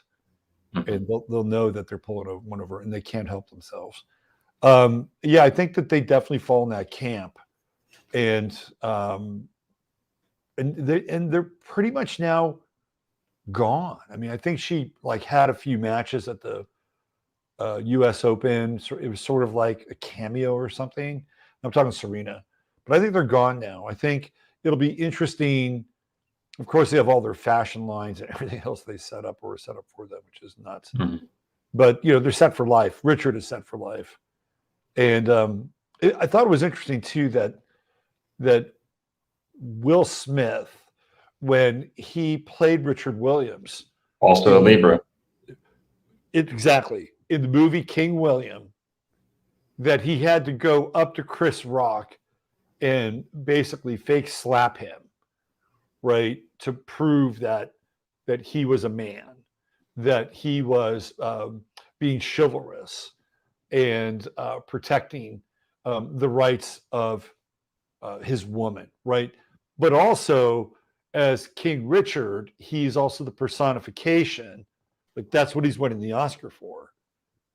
And he's not only slapping Chris Rock, who's an Aquarian, because of what he was supposedly said to him or how it supposedly hit him. But as King Richard, it's an affront also to the two daughters, right? Like, that's the other side of this, because that's what he won the Oscar for. Mm-hmm. So he was defending their honor indirectly. Right. Yeah, and also with Chris Rock, total Aquarian. I also have all seen with hosting. Host and ghost are largely the same word. Appearance and apparition. Libra rules these things, you know, appearances, facades. But hosting, in my experience, it's Aquariuses and Libras that fall into hosting jobs kind of the most. Being Johnny a mediator. Carson, 29 Degrees Libra, one of the great late time talk show hosts ever. Yeah. Right. And that Bill Maher is an Aquarian. Right, there you go. There's another another point. Go ahead. Do you think that was a fake slap? You don't think that was? So I have somebody on my show who lived, breathed Hollywood. He managed talent. So he had like some low B and C actors that he managed. And he came onto my show and he broke down the slap. And in his mind, it was clearly a fake slap. Now, there's a couple things that could have happened and that Rock knew that it was going to happen. Maybe he didn't know the force of Will Smith's fingertips. And it was his fingertips, not his whole hand hit him. If Will Smith's whole hand hit him, Chris Rock would have hit the ground. Will Smith is just physically much bigger than Chris Rock. So maybe Chris Rock wasn't expecting like a stinger, which may, kind of woke him up a little bit. But my buddy who was on my show, the ex-agent, said that clearly that was a Hollywood slap. Mm-hmm. Yeah, no one went up there and grabbed him and pulled him down. Like, come on. Security at least would have went up there and stepped on stage real quick, even if they didn't throw him in jail. But so I see what you mean about orchestration. I typically just stay away from. I know it's cliche, but I am kind of have my head buried in the sand. Well, I know the slap happened, but I never really looked. Look, as long as you focus on things that are meaningful, whatever they are to you, who cares if you can break down the slap from 6 different angles? You're Sagittarius. Come on, go big picture on the thing, right? Mm-hmm. You're not going to go all Gemini and get fractal on it. Let's go for a few more of these Libras. You got Mickey Mantle, the great Mickey Mantle. Another MM. Another M&M. There you go. Also great. Mm-hmm. Yeah. Here's how much of a Libra Mickey Mantle was. It was his last season. It might have been one of his last games. They were playing the Detroit Tigers. And Danny McClain, this was 1968. Danny McClain said to his catcher, Bill Freehand, I'm going to groove him one. Groove meaning he's going to throw a pitch he's going to be able to hit, right? And not just hit for a home run. And he threw one right down the middle, probably about 80 miles an hour, no movement. Mickey Mantle was just like, what? He didn't know. And McClain did this thing with his cap, like another one is coming. And he did the exact same pitch, about 80 miles per hour, right down the middle. And Mantle took it out of the yard. It was one of his last home runs. It might have been his last home run. And Danny McClain served it up to him, like a total Libra thing, right? Like, here you go. You've been such a good guy in the game. I'm going to groove one right down the middle of the plate for you. And took advantage of it. There you go. Jerry Lee Lewis, the killer. You know this guy? Mm-hmm. Libra. And very, very Luciferian. Jerry Lee Lewis, man. He was kind of, right? He's the balls of fire guy, right? Balls of fire. And his brother is Jimmy, what's his name? Jimmy Swaggart. Right. So brother is a cousin, and one of the two, like they're related. So you have this preacher who's supposedly, the voice for good and God, and then on the other side you got Jerry Lee Lewis, right? Which is the scales, and he just recently passed away, by the way. Great balls of fire. Linda McCartney, total Libra, taking all those pictures, had all the dirt on Paul. Augustus Caesar, today's his birthday. 23rd. 24th or 23rd? 23rd, I think, is Augustus Caesar. So that's yesterday. That's yesterday, yeah. My bad. Smoking too much weed in Phoenix. Yeah. The ultimate Venusian. Brigitte Bardot, right there. Mm-hmm. Hey, I'm just throwing this out there. Just immediate thought just came to me. What do you think about Libra with the doubled up, what do you call this? Using the first letter of the word, abbreviations, the doubled, I can't think of words. Like initials, doubled up initials. Yep. BB, like M&M, Coco the Clown, CC. Right. Well, that feels very Gunter Grass, GG. It's the Libra. It's Libra. It's the mirror. That feels very Brigitte Bardot. That feels very Libra for sure. Yeah, very Libran. Jean-Claude Van Damme. You know this guy, right? The fighter. Yes. Yep. Yeah. Just old enough for that one, Robert. Gunter Grass was a writer. He wrote the Tin. I believe it's called the Tin Drum, which was maybe Sting. To me, might be totally the most Yes. archetypal male Libra ever. Yes. Yes. And he knew his astrology too. The police. Libra rules the police. It's the coppers, the fuzz. Libra rules fuzz. What's pleasant to the touch? Copper through Venus. The police Well, I pleasing. lean a little into Aries. Please, with the please but me. I'll roll with you on this for a little bit. What? I think Aries rules the police for us, but Libra. You don't see the law? Libra is justice. Exactly. Breaking the law. Yes. Okay, So but now we're talking Libra Aries axis. okay, yes. Yeah. The sword, yes, that's the sword of justice, back and forth, Aries to Libra. The sword and the words. Now, Sting is like he is the most Libra motherfucker in the entertainment business. Yes.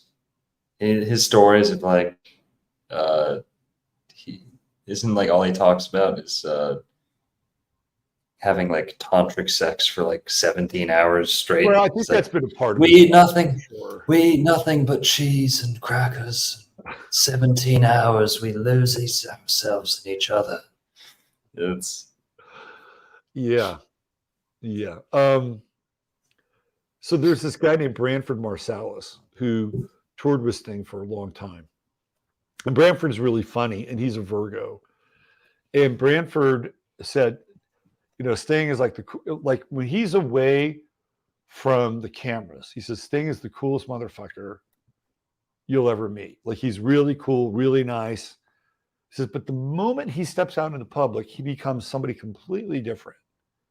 And he asked Sting about that. He said, Sting, why are you like two different people? Like, there's me and you, and we're hanging out, and we're good. And then you get in front of the cameras and you go to these openings and these events, and it's like, I don't know that guy. And he said, because they don't expect me to come to that event in a Honda Accord. They expect me to come to that event in a limousine. They expect me to play the role of a rock star. They expect me to be somebody they can't be. Right? Yes. To me, that's a total Librification of his identity too. Right? He's got that outward appearance. Yes. Right? And then behind the scenes, according to Branford, and Branford keeps it pretty real, says he's a good guy. But he's very Libran, probably the most Libran. I see that. For sure. Also, I forgot what I was going to say. His songs are very melodic as well. That's another thing about Libra. Oh yeah, very pretty. Harmony, melody, like the tunes that are dissonant that the police did, he did not write. Yes, agreed. He's very also Libra's the I don't know. I'm just blanking here. I bet I need to smoke some more pot. There you go. Get those synapses fired. There's the Iron Fist in Velvet Glove, Mr. Vladimir Putin. Oh, sorry. With what you're saying with Sting about the character that he can slip into, to me that goes back to the facade that Libra is the best at, like we were saying with Newsom. Yeah. But also, Libra rules the mirage. It rules marriage and mirage. The seventh house, marriage and mirage. To me, that's the same word. Yeah. So they can put it on for the public. They can put it on for the Sting's cameras. had quite a few mirages in his life. So, what was really interesting about Sting? This is, to me, this was the Libran-esque story. He'd been a musician for a while, and he would play in what they call trad jazz bands. He's from Newcastle, very working class family. So he's this very refined sort of Libran-esque character that comes out of a town that is known for shipbuilding. That's what Newcastle did, like commercial liners and freighters and warships. They're all built in Newcastle. And that's where Sting grew up. So he had this background of being like a trad jazz player. So he'd play stand-up bass and he'd kick around with these bands and stuff. And he was a school teacher, which is where you get that song, Don't Stand So Close to Me, Yes. right? Yeah. So he's married at the time. I think he's got some kids, and he meets Stuart Copeland, the drummer. And Stuart Copeland's father was the bureau head for the CIA in the Middle East. So Stuart Copeland comes from an intelligence family. I didn't know that. Oh yeah, and It's my favorite drummer. So Stuart Copeland, one of the things that the Copelands were supposed to do was to entertain one of England's most famous spies, Kim Philby. And so they would bring Kim Philby over to their house and ply him with alcohol and all these other exotic treats. So Kim Philby would spill his guts, right? Yes. And so Stuart Copeland had just left a band called Curved Air and was playing around at that time. Reggae and ska were starting to get really big in England. And I think that's when they meet up. And that's when Sting leaves his wife and his kids to go pursue this rock and roll dream. And he winds up, I think, staying in Stuart Copeland's basement in London because that's where he's living. And that's where they start the Police. And then they draft Andy Summers, who'd been the guitar player for the Soft Machine. Oh, look who's here. Here's my guy. Oh, There he is, Jasper the Astro Kit. can I shout out some tips? Is that okay? Yeah, shout him out, man. People who tip me. Yeah. Damien, thanks for the 1999. Hey Longo, I'm tall and thin like you and have 6-inch wrists. Is there any way to increase bone density and circumference over time, even if it takes a while? Also, should tall, thin-framed people live a certain way? Well, I don't know. I don't really care about bone density or things like that. I just drink the orange juice. I stay healthy. Haven't been sick in 8 years. Do I eat like someone who, works construction? No, I eat like someone who sits on their computer all day, does a lot of reading and stuff like that. But I would say can't go wrong with orange juice, unpasteurized. That is the real calcium. You want calcium, you want magnesium, you want the stuff that they say is in milk. Well, it's actually in orange juice. Orange juice is a medicine for the sick and a food for the healthy. So that's all I'll say. Fourth Emperor, thank you for the $5. If a person is lacking, this is a good one. Robert, please help me with this. If a person is lacking an element in their own chart, will they seek it in their partners? I'm a three times Libra Scorpio or triple Libra Scorpio. Can't wait for the next Astro chats. Yeah, well, it's always good to replace a missing element somewhere, whether it's in another person or whether it's in food or whether it's in lifestyle. Like if you don't have a lot of earth, like you may want to go take your shoes off and go hang out outside with your feet on the ground. That can be very, very helpful. Or being around grounded people. They don't always have to be earth people, but they need to be grounded people. Yep, I know. I know people. Sorry. No, go ahead. I know people who don't have any water in their chart tend to be obsessed with the ocean or rivers or things like that. They seek it out for sure. Yeah. And Hippocrates, the father of medicine, as we know it, is also an astrologer. And quote from Hippocrates, any physician who does not have a complete understanding of astrology has no right to call themselves a physician at all. Wow. Yeah. That's part of the original Hippocratic Oath, somewhat.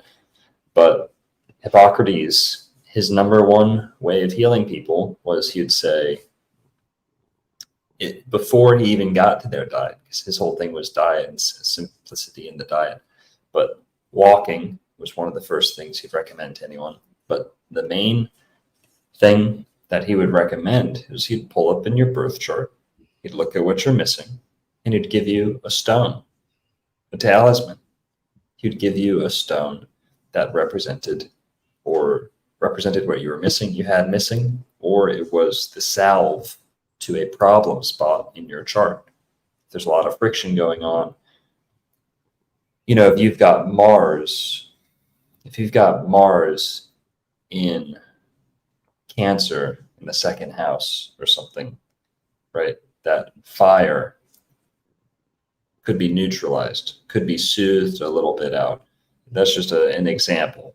So you would counteract or you'd harmonize through a stone or an herb to fill in that gap that you might be missing in the birth chart. Yep. Certainly a way to go about it. Do you have any more of your super chats, or are we? No, that's it.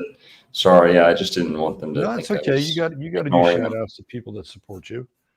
Let's see. We got Jimmy Carter, of course, the aforementioned one.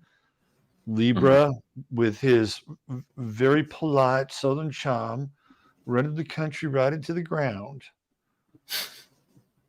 Margaret Thatcher, a very interesting kind of Libra, right? Thatcher was not a Libra that a lot of times you get Libras that want to be liked. I don't think Thatcher gave a shit about being liked. I think Thatcher was somebody who was trying to balance out the shit that she inherited with England's economy, which had essentially paralyzed the country, right? Again, kind of a Cloward-Piven thing where you had all these strikes going on in England constantly, and people were on the dole, and you know, it was a constipated economy in England. And Thatcher came around and started to do a bunch of cuts, and she became a villain. I mean, people hated Thatcher in England. But if England had continued to go down the path that it was going, they would have had to have more government intervention. They would have had to have had more controls on wages and prices, which really you can't really do, because once you do, you really fuck up the market. And she came in and she dealt with all that stuff, right? So she was really hated. But without her, I don't think England would have experienced like the prosperity that they had during the Tony Blair era. You know, England was kind of riding a little high during the Tony Blair era, and a lot of it had to do with Thatcher. So she's a very interesting Libra in that regard. And of course, her buddy was Reagan, who's an Aquarian. And the two of them got on quite well just in terms of ideology. But interesting in the sense that she was not well. She didn't care. She was there to balance the situation, literally to balance England's books. Who else do we have? We've got Phil Hartman. This row gets kind of interesting. David Ben-Gurion, who's one of the first prime ministers, presidents of Israel, hated JFK, by the way.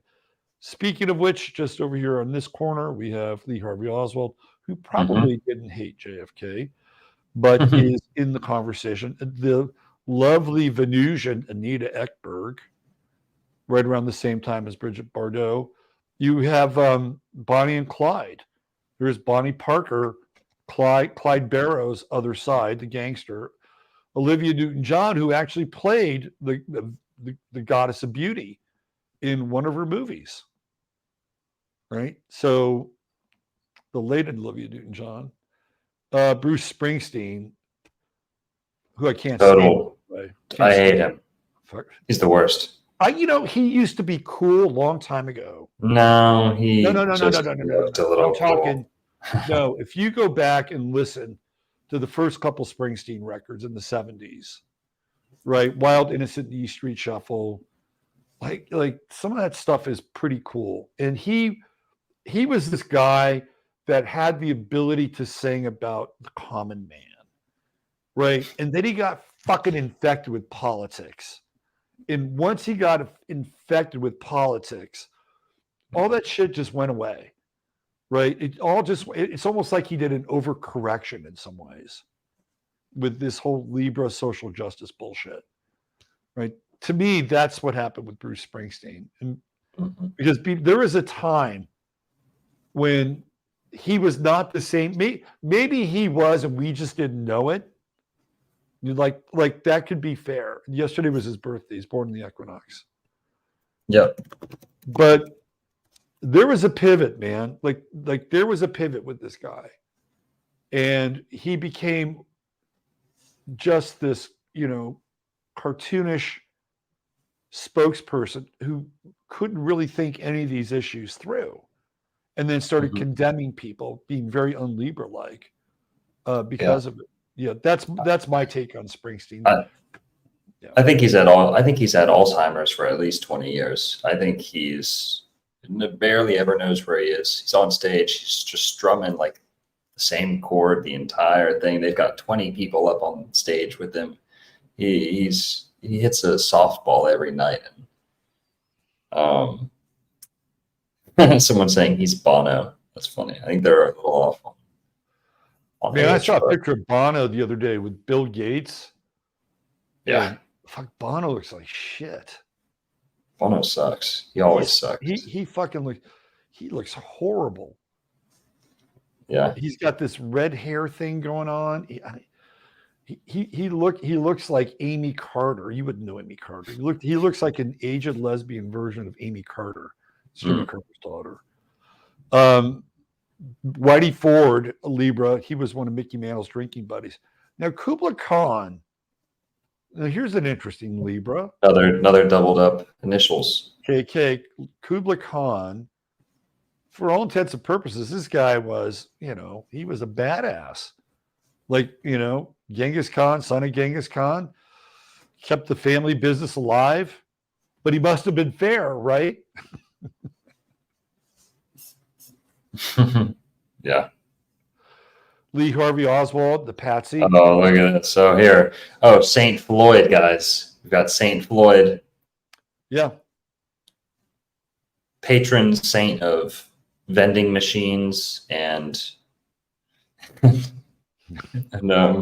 patron saint of patron saint of vending machines and Lucy's.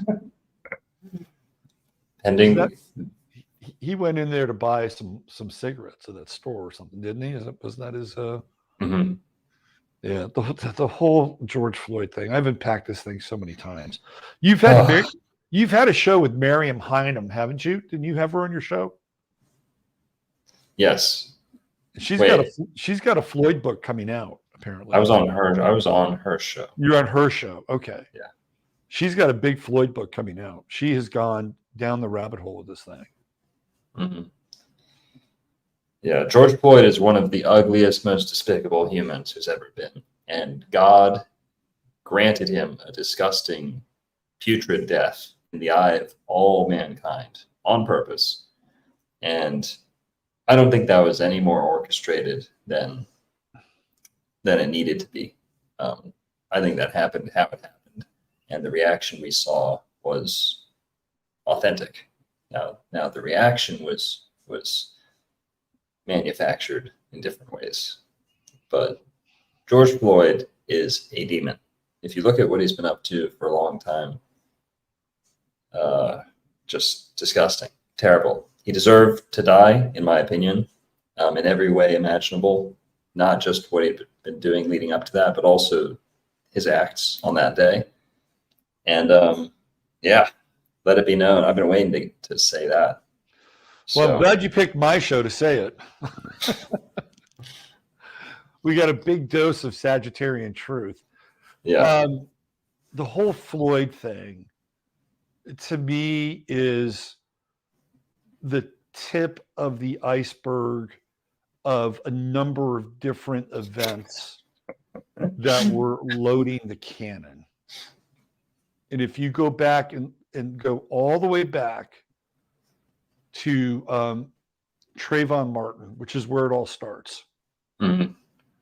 George Floyd is the omega point for Trayvon Martin being the alpha point.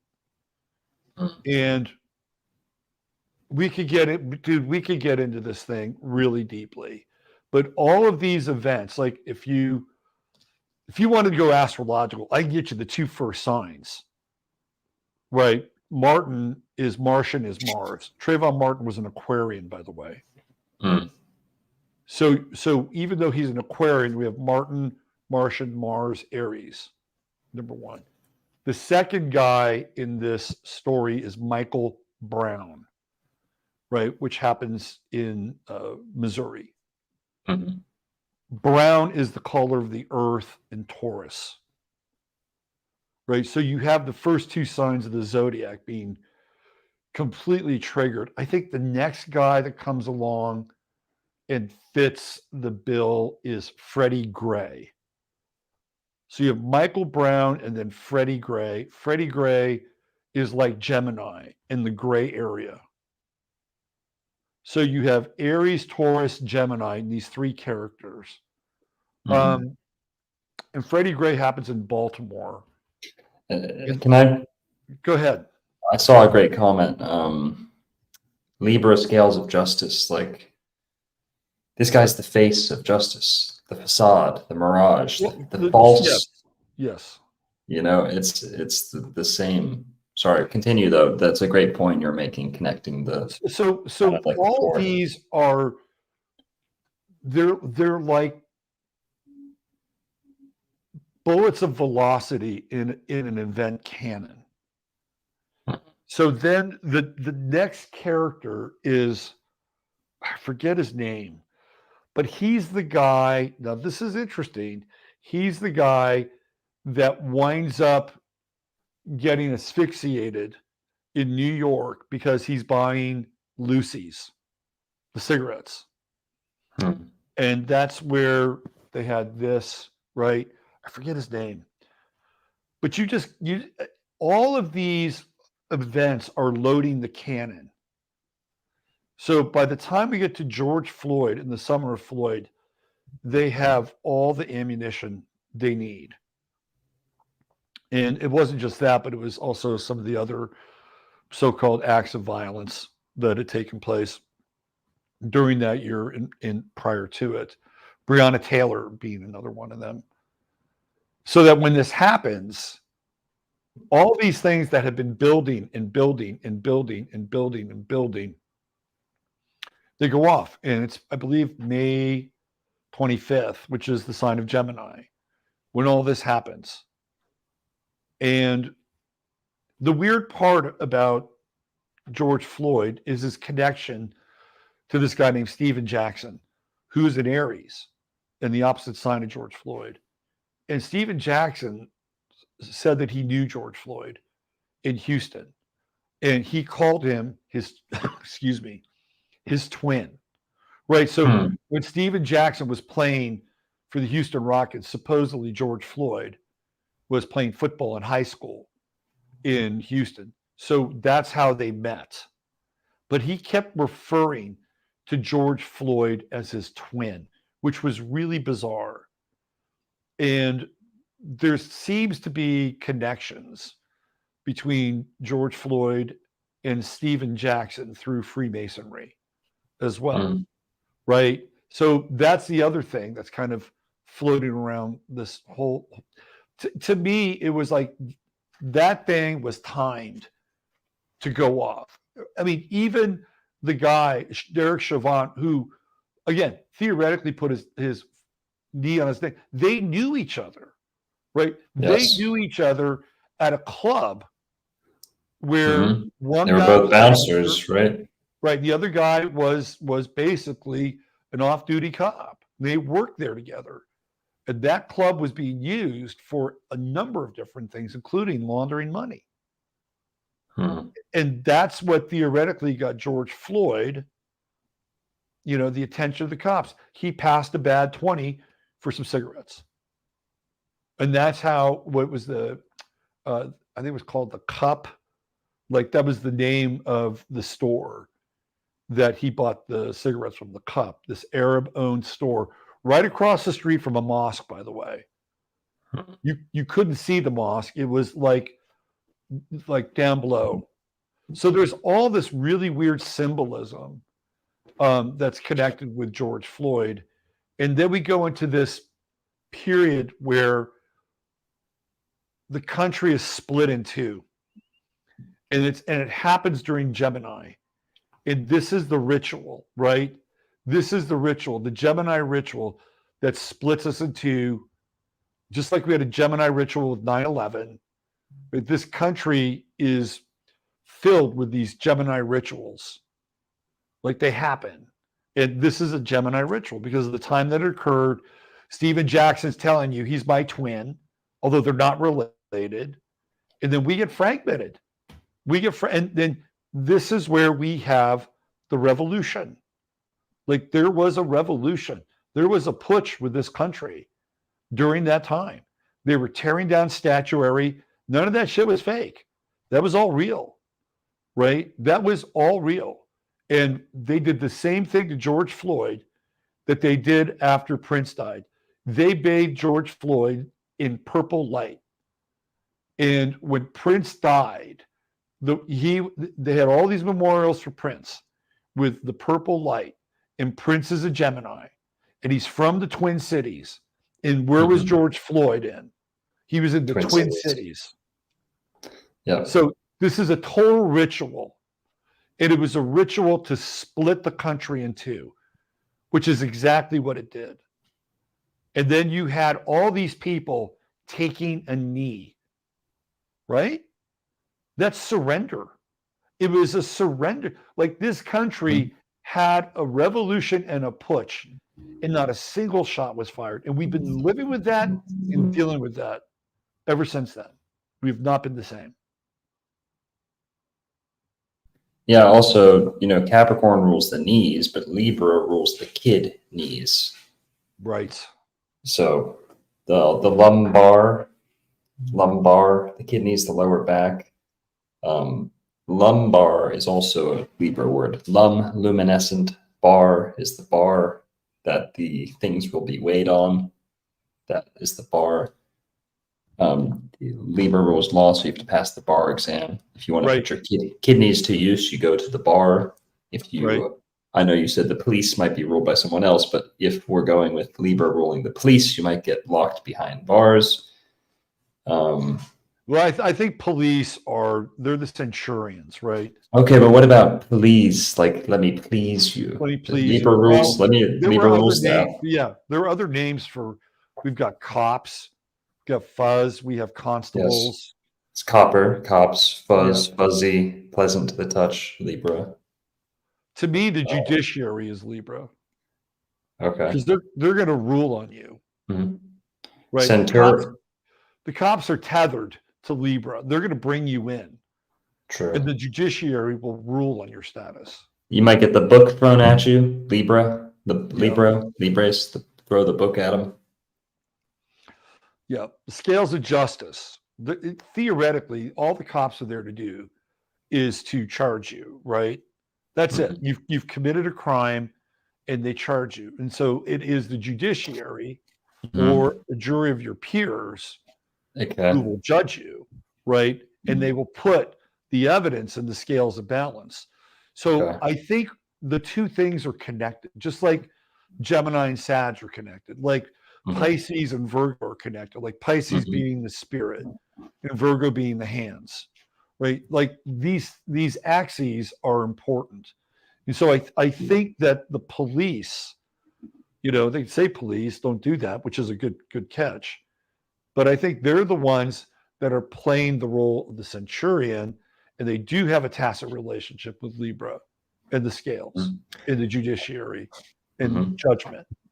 Let's throw what? Sure. The rule of law. Yeah. So they're part of the story. So I don't think what you're saying is wrong, or I'm not saying, well, you're off about that. I'm just expanding the. You still there?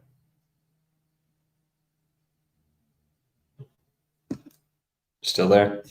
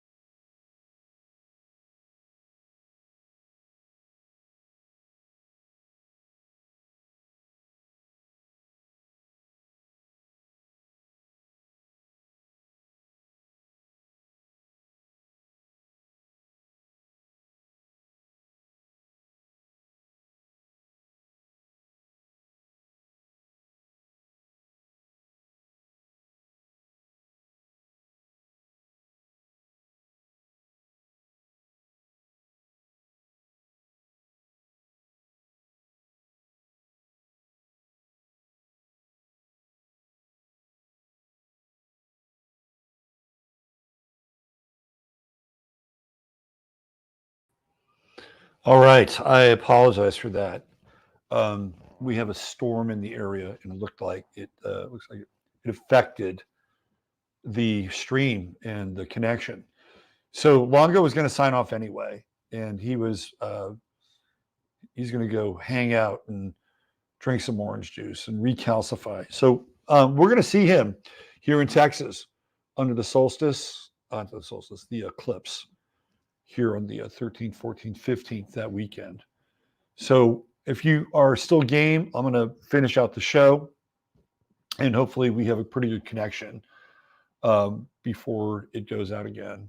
So again, my apologies, and thank you, Dr. Narco Longo, for being a part of tonight's stream and getting your George Floyd anvil off your chest.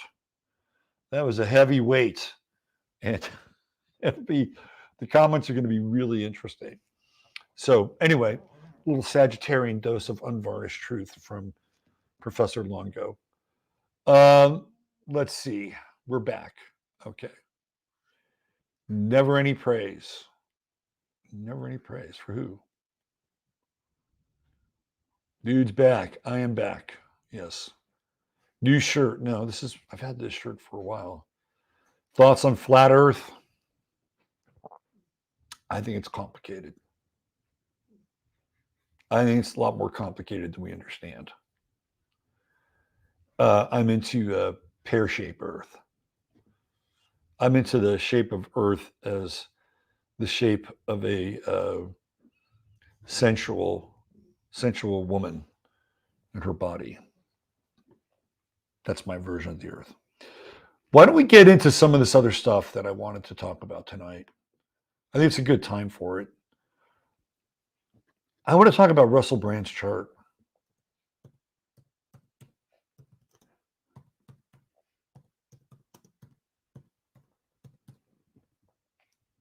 Russell Brand's astrology chart. This is one of the things I wanted to get into tonight. Just to see who this guy is astrologically. I've done it before, and we'll do it again here right now. So if you guys are game, thank God our Black Jesus Dwarf, so I took that knee and left our world.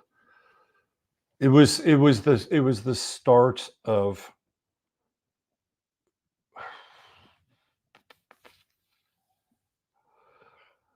a major phase of demoralization for the American public. 2020, especially as we moved closer to the date of May 25th, which is when the George Floyd incident happened, was the most demoralizing year, I think, maybe in American history. If you really boil it down, there's been a lot of moments of demoralization, but to sit at home every night and watch the bullshit that was happening in these cities, to watch the bullshit, to watch whatever you think of the statues. You may think, great, they're all just colonizers, whatever, right? Whatever you think of that, to watch that happen. And whenever you've seen, whenever I've seen a communist country get overthrown, the first thing they go after is the statues. That is the first thing they go after. And that's exactly what happened. And nobody did a damn thing. Nobody. And then you saw all these clowns take knees. A knee is a sign of surrender. And we're sitting here watching. What the hell is happening here? Is a Trump going to use his white hats to go in and dispatch these assholes? Never happened. And that just rolled right into January 11th. I mean, that was the absolute nadir of demoralization in this country, to go from that to the election, to January 6th, and after the election.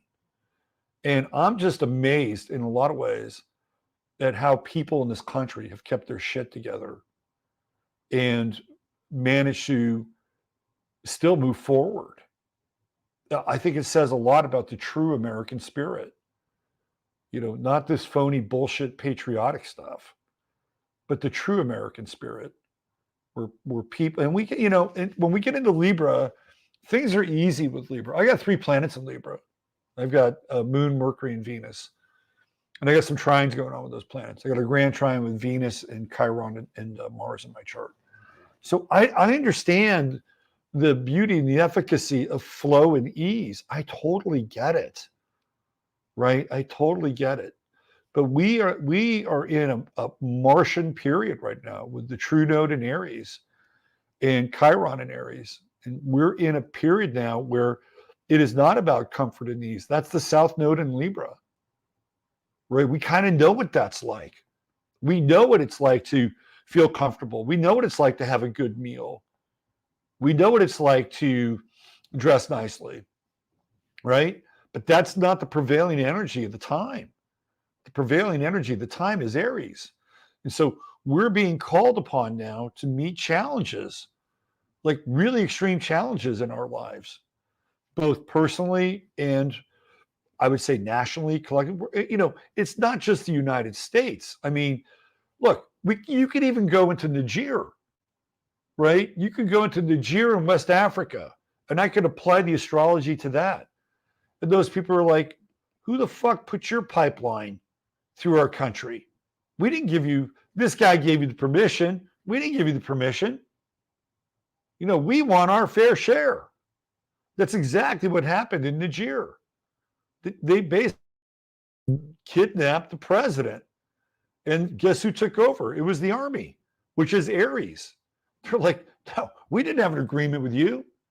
So it's not just the United States, right? It is other countries that are starting to figure this thing out, right? Like if we're going to have any kind of impact and gravitas on our own life and our own world and have any kind of sovereign expression, we're going to have to do very Aries-like things, which are not always easy.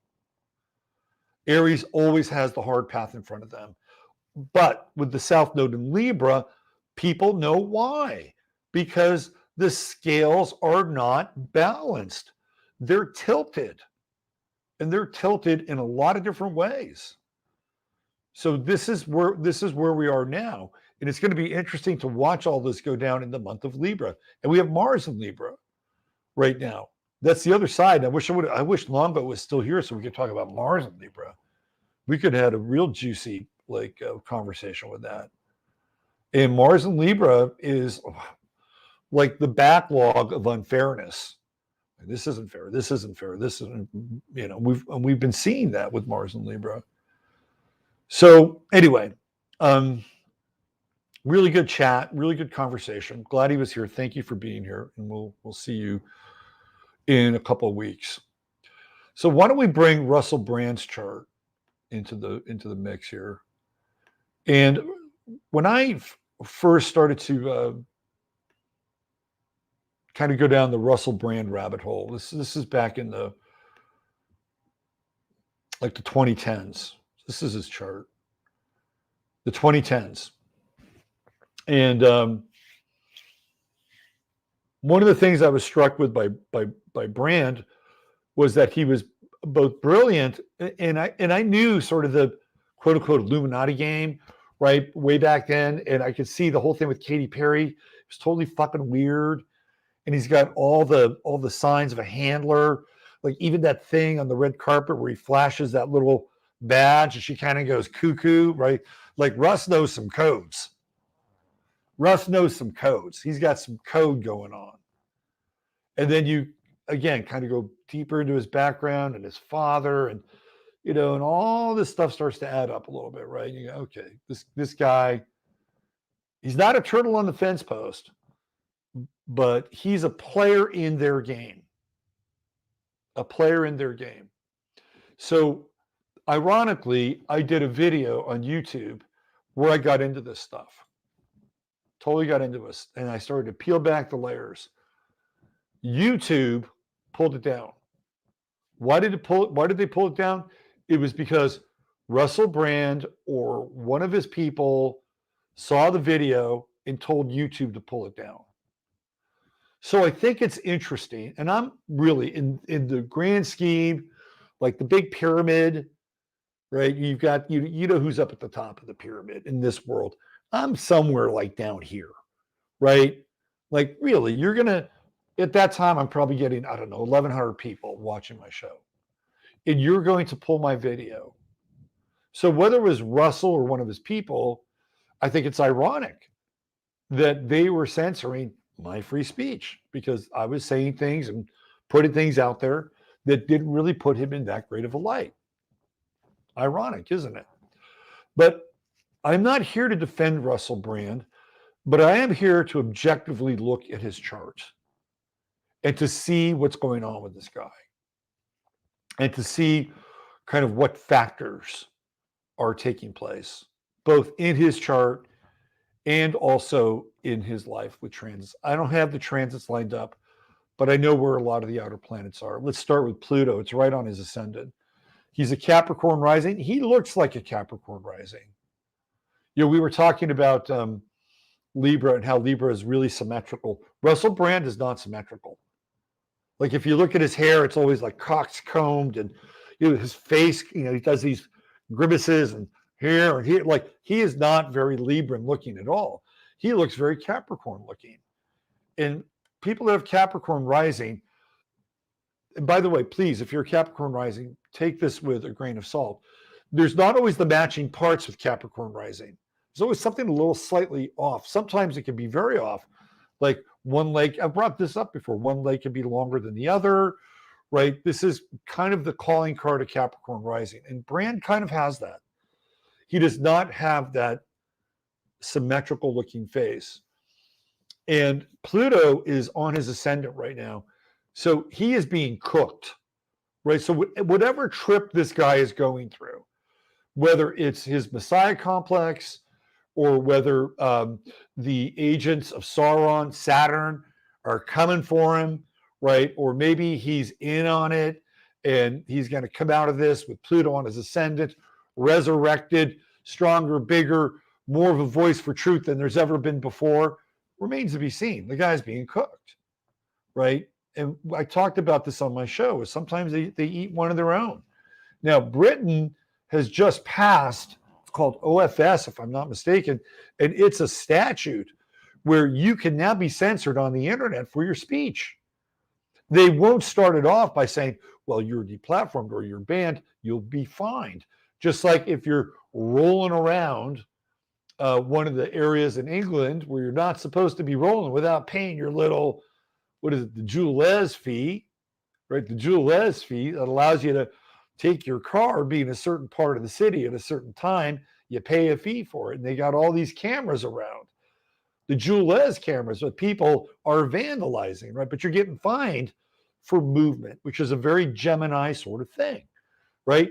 Now in England, if you say something that is defamatory or untrue or politically incorrect, whatever, and who God knows, you know, who's going to define that, you're going to get fined for it. And it just starts there, right? It starts there and they start to turn the screws a little bit more and a little bit more and a little bit more and a little bit more. And all of a sudden you could have all the money in the world. Guess what? You can't be online because you violated X amount of times. And now we have this new provision that was just voted on when we renewed it and you're fucked, right? So while all this is going on with Brand, in England, they passed this bill, right? They passed the bill. And there are people who will say, well, gee, if they'd had this bill in place before, we'd have a lot more money for all the things that Russell Brand has said and done, or done and said, that are in violation of the bill. By golly, Margaret, this should have happened a long time ago, right? By George, Margaret, this should have happened a long time ago. And we could have been making money off this miscreant. And he would have funded our pension, Margaret, right? Well, I guarantee you, if they're talking like that, they don't have a pension. But you see where I'm coming from with this, right? This is all, Capricorn is all like governmental and hierarchies. Judges, like judges are fucking Capricorn. Truly, like if you get into like this whole idea we were talking about with the law, adjudication, Sagittarius passes the law. Sagittarius comes up with the law, and Capricorn rules on the law, right? They wear the robes of Saturn. Judges wear the robes of Saturn. They're black, right? Black is the color of Saturn. Libra is the adjudication, right? Generally by your peers. You have a jury. To me, juries are very Libra-esque, right? Like it's comprised of people that are your peers.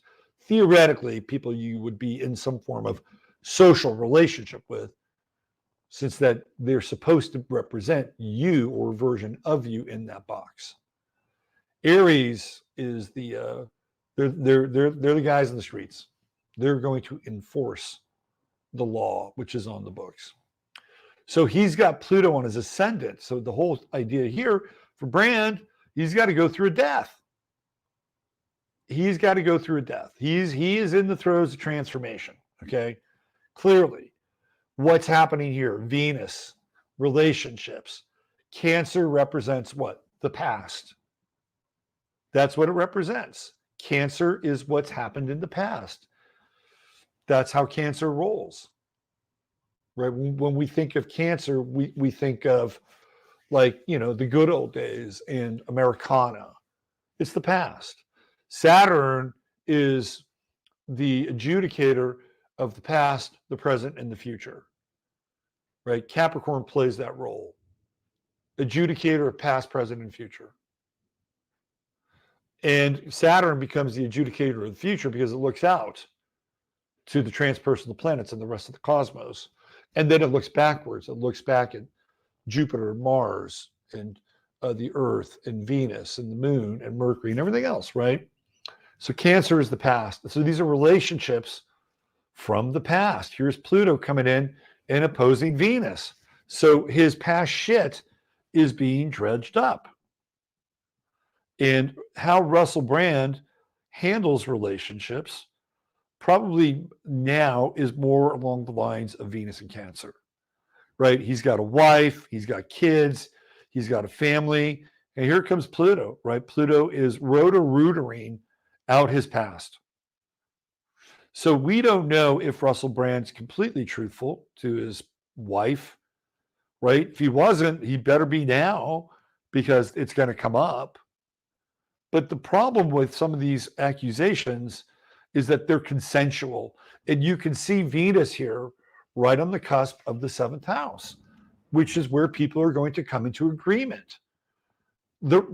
I cannot see anything in those accusations, which I read over the other day. Remember, I'm not here to defend Russell Brand. Those were consensual relationships. And what he would do after the consensual agreements had been consummated is that he would take it to a whole nother level. Like he's like, hey, okay, you and I are in. So since we're in, boy, do I have some treats for you, right? He's a Gemini. He's going to fuck with people.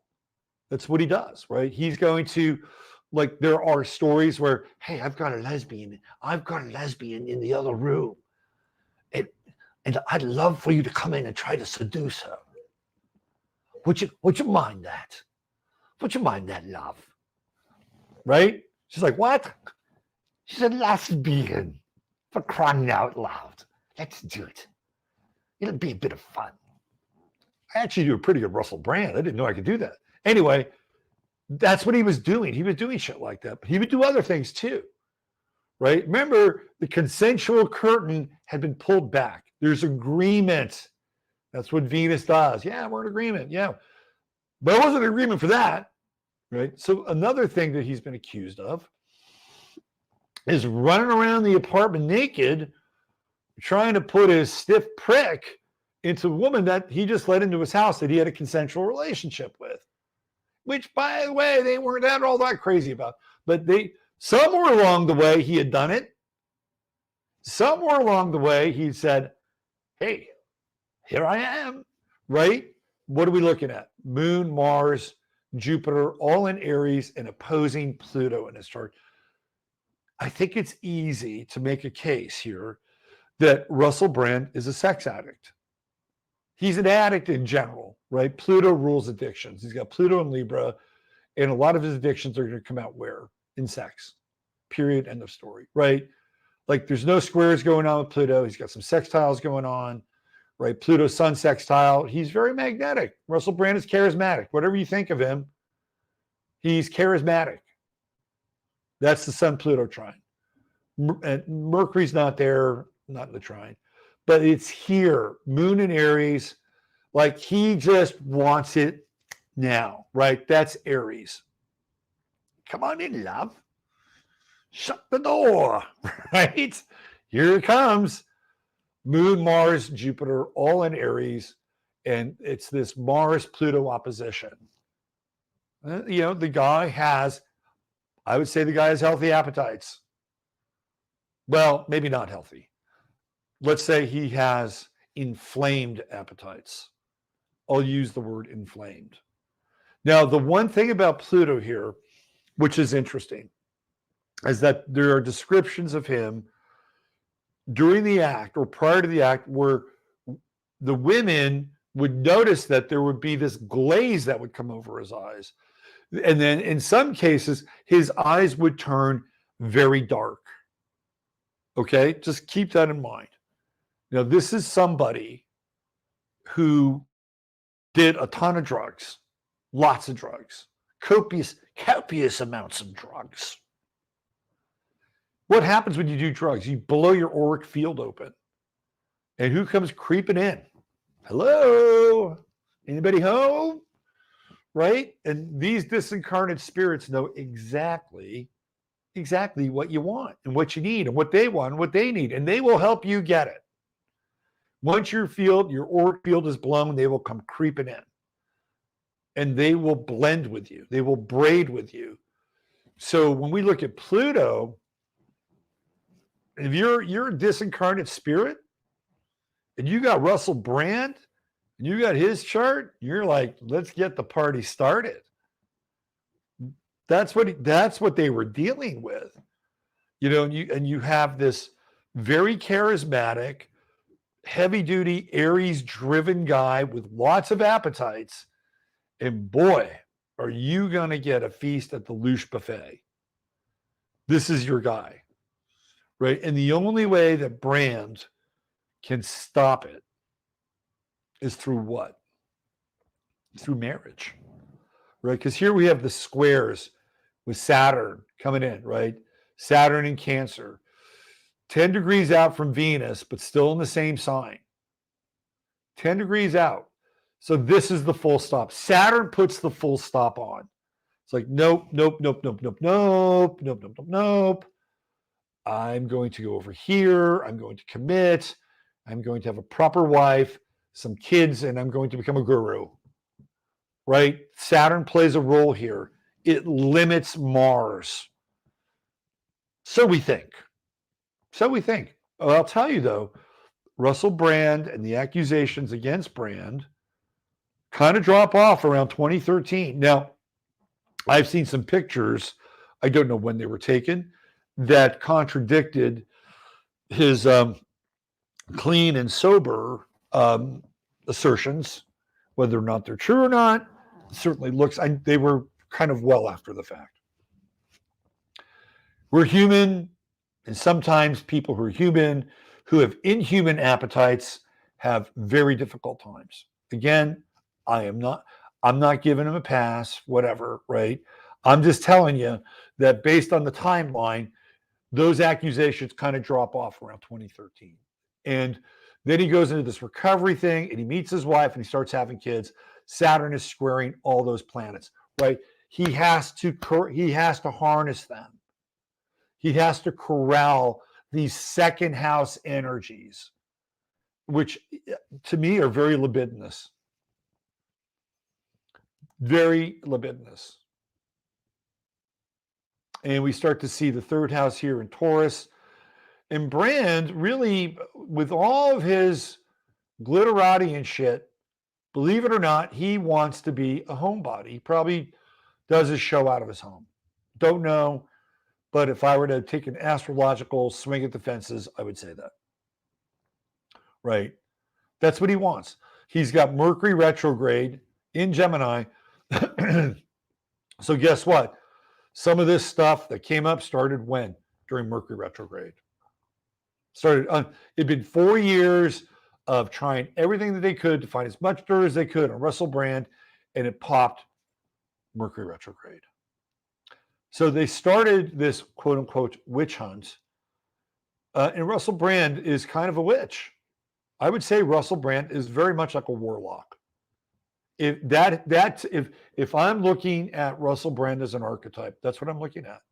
He's like a warlock. He has the ability to enchant, cast spells. He's very good at it, right? So the warlock hunt started 4 years ago. When Saturn was in Capricorn on his ascendant. He didn't know it, but that's when all of this started, right here, right? And now Pluto's there, and that is the output. Saturn in Capricorn was the input. Pluto was the out. I guarantee you go back 4 years, Russell Brand's making changes with his life. Diet, alcohol, whatever, right? He's been on it for a while, but Saturn was a big deal in his chart. It also was this, was it Channel 4 or whatever, this channel in England, I think it's Channel 4. 4 years, number 4 comes up, going after the guy, right? Okay, so I looked at his chart and I thought, okay, he's got all this fucking Aries. This dude's got some chi. He's got some life force, right? And it goes right into his sun. He's got a Mars-Sun sextile. He's got energy. He's got a Jupiter-Mercury sextile. Jupiter, the ruler of Sagittarius, he can tap into some wisdom every now and then, right? He's a writer. He's had some books published. So he also has a moon sextile. So that's where you get into enchantment. That's a pretty unusual aspect in a chart, a moon-sun sextile. And it's very intuitive, right? And the thing about Brand is just now. He's a now kind of guy. I want it now. I want it now. Getting married, having kids, put the governor on it. Put the cap on the now. It's exactly what happened, right? And I believe that what we've seen with him is that he has adopted, theoretically, more conservative values. This is what happens when you become a parent. And to me, Saturn in Cancer is the adaptation of the conservative value. And a lot of this thing is triggered around health and the shots and Fauci and Big Pharma. That's Saturn in Cancer in the 6th house. Cancer is nostalgic. That is the word I was looking for.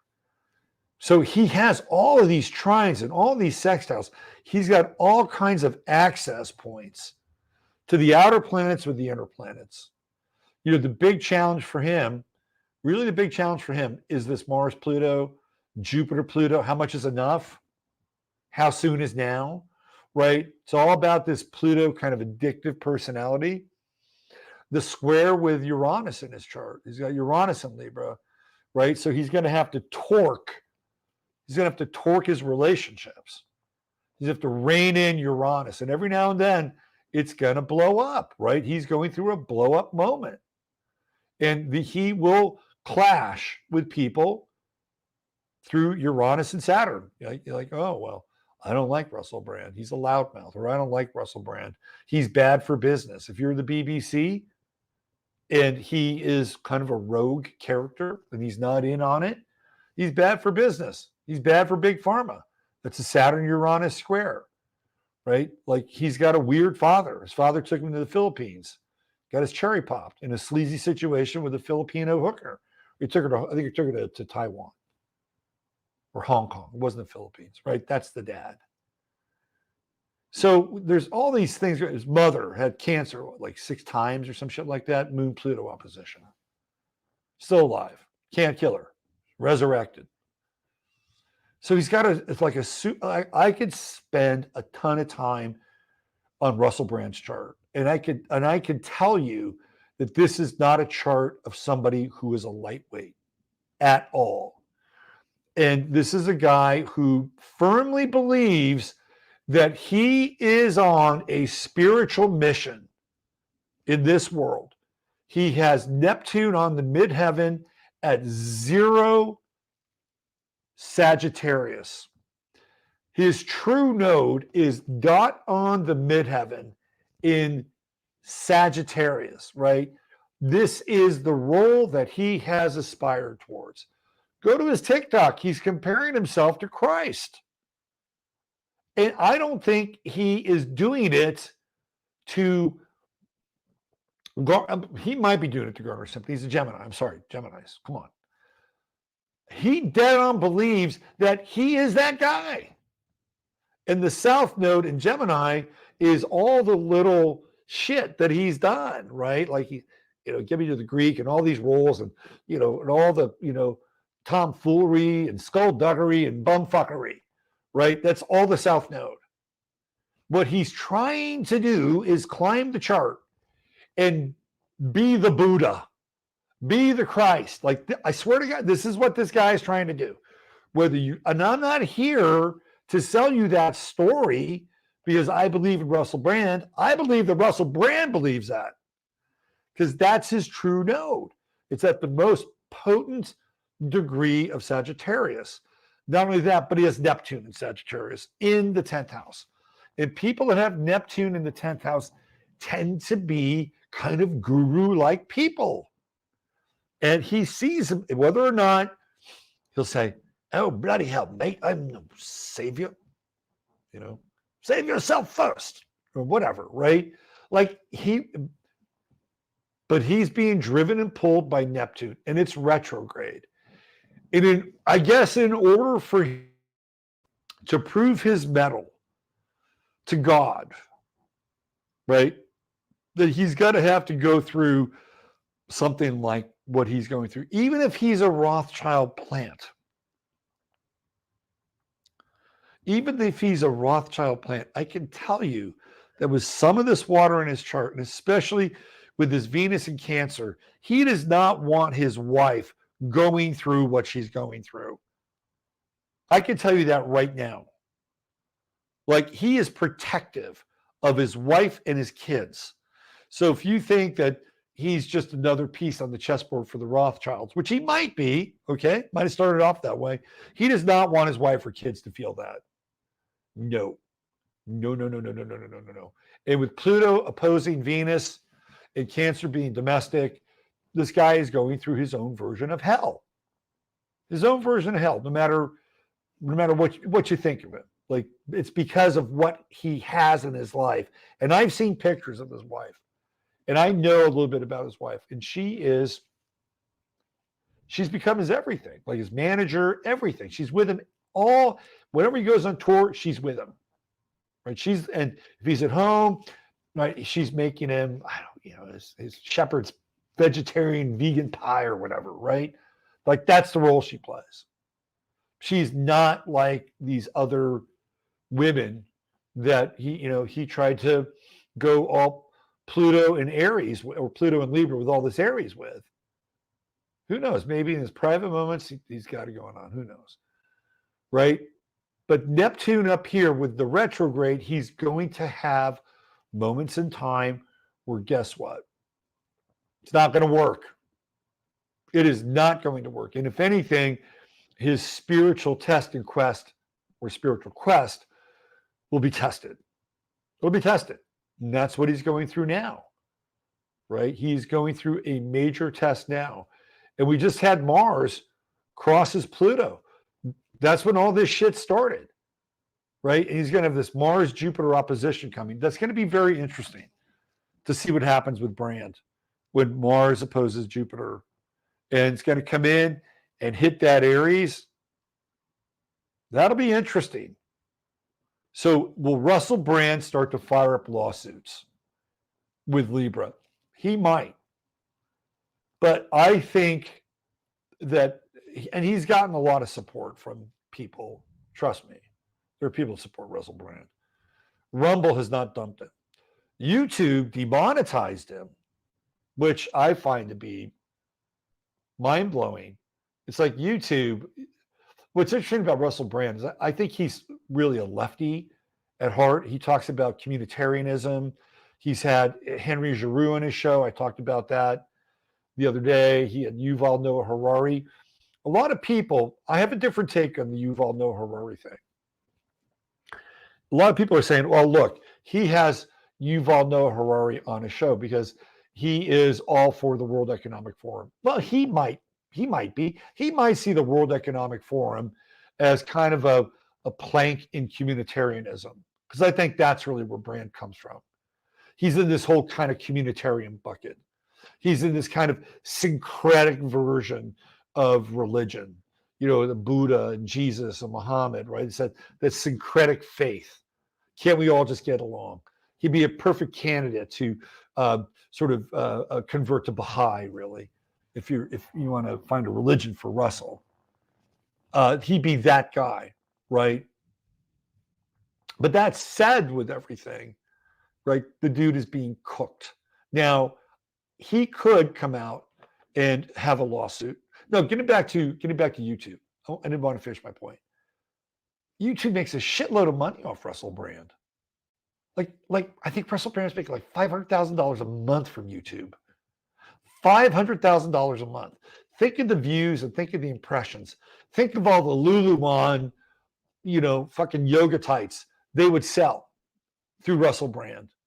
Think of all the, you know, the vegan enlightenment shakes that they would sell through Russell Brand. There's a huge market for that shit. And he's like the number one magnet for that on YouTube. There's nobody bigger on YouTube for that shit than Russell Brand, right? And YouTube is saying, we're going to say goodbye to that revenue. We'll say goodbye to that revenue. Now, maybe what they're doing is that they're still monetizing him, but he's not getting any of the money.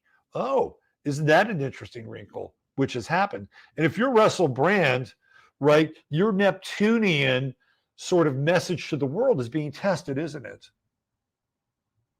It's being tested. What would Jesus do? Maybe Jesus wouldn't give a shit about monetization. Maybe what Jesus would say, you know what? Go ahead, demonetize me.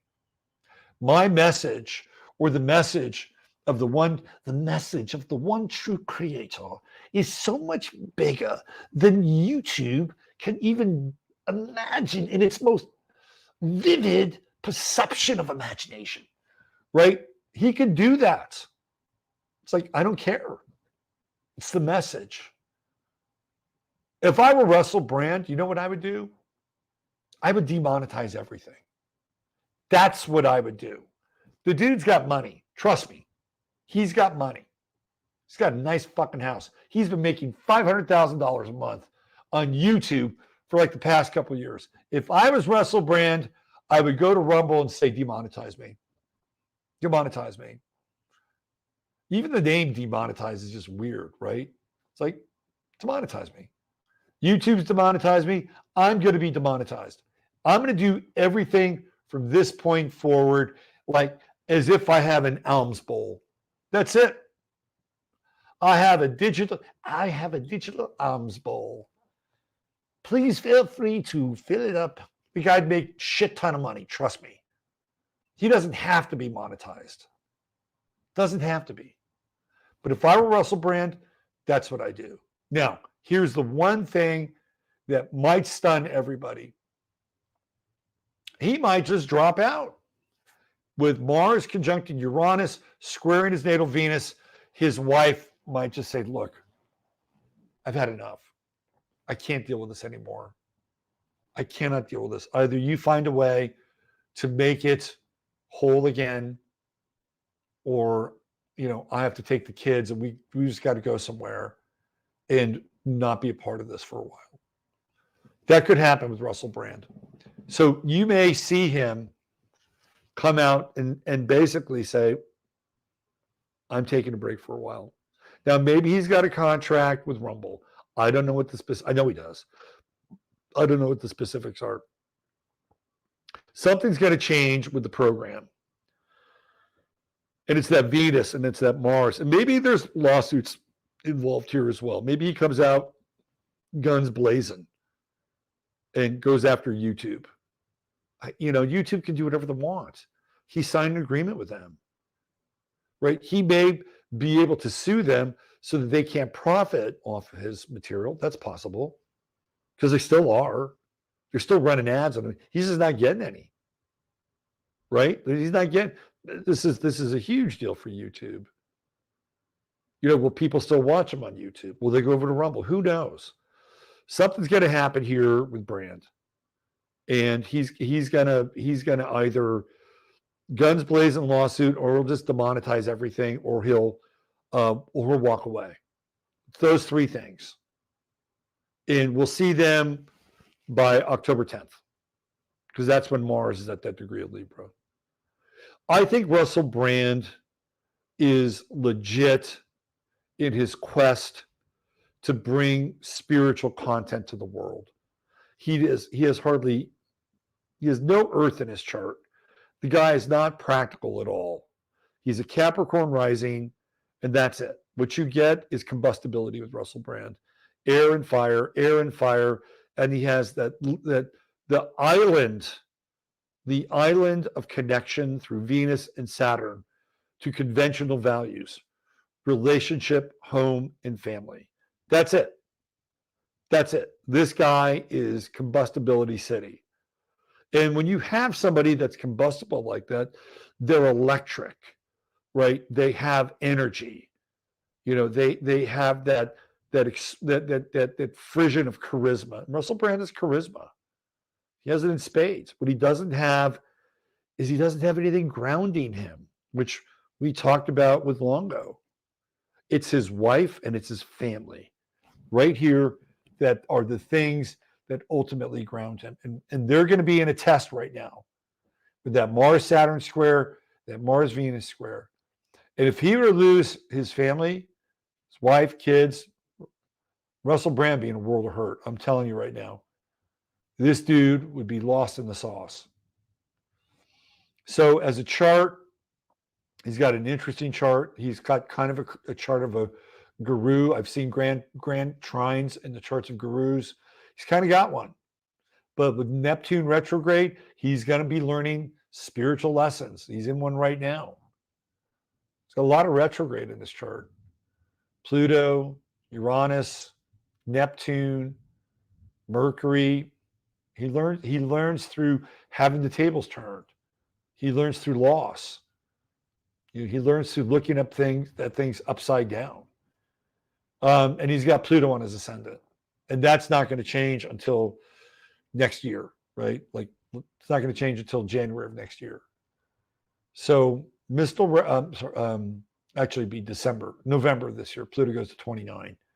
And then it goes into Aquarius. Pluto's at 29. Shit, he's going to have another run at this next year. And Pluto goes back to 29 and hits his ascendant. Damn. Getting cooked. Anyway, there's my chart analysis of Russell Brand. I think it's pretty fair. I think he is a ship without a rudder, without his family. His family's being threatened right now, not directly, but indirectly through what he's going through in the world. I think he believes his spiritual mission. He believes it, right? I think he's got a lot of life force and a lot of chi. He can be a bit too clever for his own good, but what he's really trying to do is he's trying to become domesticated. These are the planets of domestication in a lot of ways, or in this position. Just wants to get up, do his work, have his cup of tea, and have his, I don't know what they have, pea shepherd pie, whatever. He's probably vegan or vegetarian. And all this is kind of what he signed up for, right? It's kind of what he signed up for. It's going to be interesting with these nodes. The South node started here, banged on Uranus, right? Squared his ascendant. That's when a lot of this shit started. And it's going to hit his Pluto. That won't be for a year. That's going to be very interesting. You may see a much angrier, wrathful version of Russell Brand come that time. We're talking about a year from now. And the true node is drifting into this area. You might see a very different version of Russell Brand about a year from now. Somebody who is more than charming and funny, or more than trying to blend, the great religions of the world together into one singularity of expression through his 10th house. You'll see somebody's pissed off, really pissed off, angry. This guy has a temper. He's learned how to temper the temper through Saturn. But with this Pluto opposition, you get him going on a temper run, look out. Look out. And he's got this Neptune Sun opposition. Let's talk a little bit about this. A lot of times when people have a Neptune Sun opposition, they can have grand dreams and grand visions. They can feel like they're guided, right? Like, man, I feel so guided. I feel guided by God, or, guided by this divine presence, or whatever. Like Neptune Sun oppositions can really bring that up. They can also be very deceptive, right? And it's like the voices in your head are just the voices in your head. They're not the voices of some supreme being. Sometimes Neptune Sun oppositions can do that. It's like, oh, gee, really? That was just me, right? The other side of the Neptune Sun opposition, and this is the part that some people might have experienced with Russell Brand, if they took all of these accusations on face value. I was fooled. I was deceived. He deceived me. I thought he was this family man, and he had kids, and he was a teetotaler, and oh my God, he's a horrible human. You can get that with Neptune Sun oppositions. Now all of a sudden he's like, well, I'm really not that guy anymore. The challenge is that he kind of was that guy at one point in time, even though with Venus, it's all consensual, right? All consensual. Well, mostly consensual, I'd say. And what had happened was those consensual relationships is that all that Aries came out, and like a lot of those people probably liked it. I'm just being straight up. Well, these people were like, why not this lass, right? You didn't like it? Why not, right? Like that's how it would be. Everybody else liked it. Not everybody else wants to be, harassed and borderline molested, right? And then he would say, oh, I'm so sorry, sorry. Because I think at that point in time, the demon had slipped out the back, and he realized that, I crossed some lines here. You weren't into it. Oh, gee, worked, the last 20 times, boy, we had a lot of fun. That's who the guy is, right? And that's why he continued to do it. He didn't continue to do it because a bunch of people said no. After about the 10th time somebody said no, he'd probably say, yeah, I need to rethink this. No, he did it because other people said yes, and yes, and yes, and yes. And so once they got behind the consensual curtain, it was not uncommon to have another yes, but it didn't always work that way. That's what he had to deal with. Challenge, spiritual challenge for the guy. The big time is going to be right around October 10th. October 10th, 11th, and we get that square with Venus, square with Uranus. He might hang it up because his wife can't take the pressure. I would not doubt that. I would not doubt that. But he's at this point where also with Neptune, which is very sacrificial, it's going to be an interesting time for Mr. Brand. Russell's Brand. Very interesting time. Okay, there you go. I said I'd get to the chart, and I did. Are you guys still here? Oh, thank you, Mick, Old World McMac. Appreciate that. So they're going to roast his ass, but it's not really the way it is.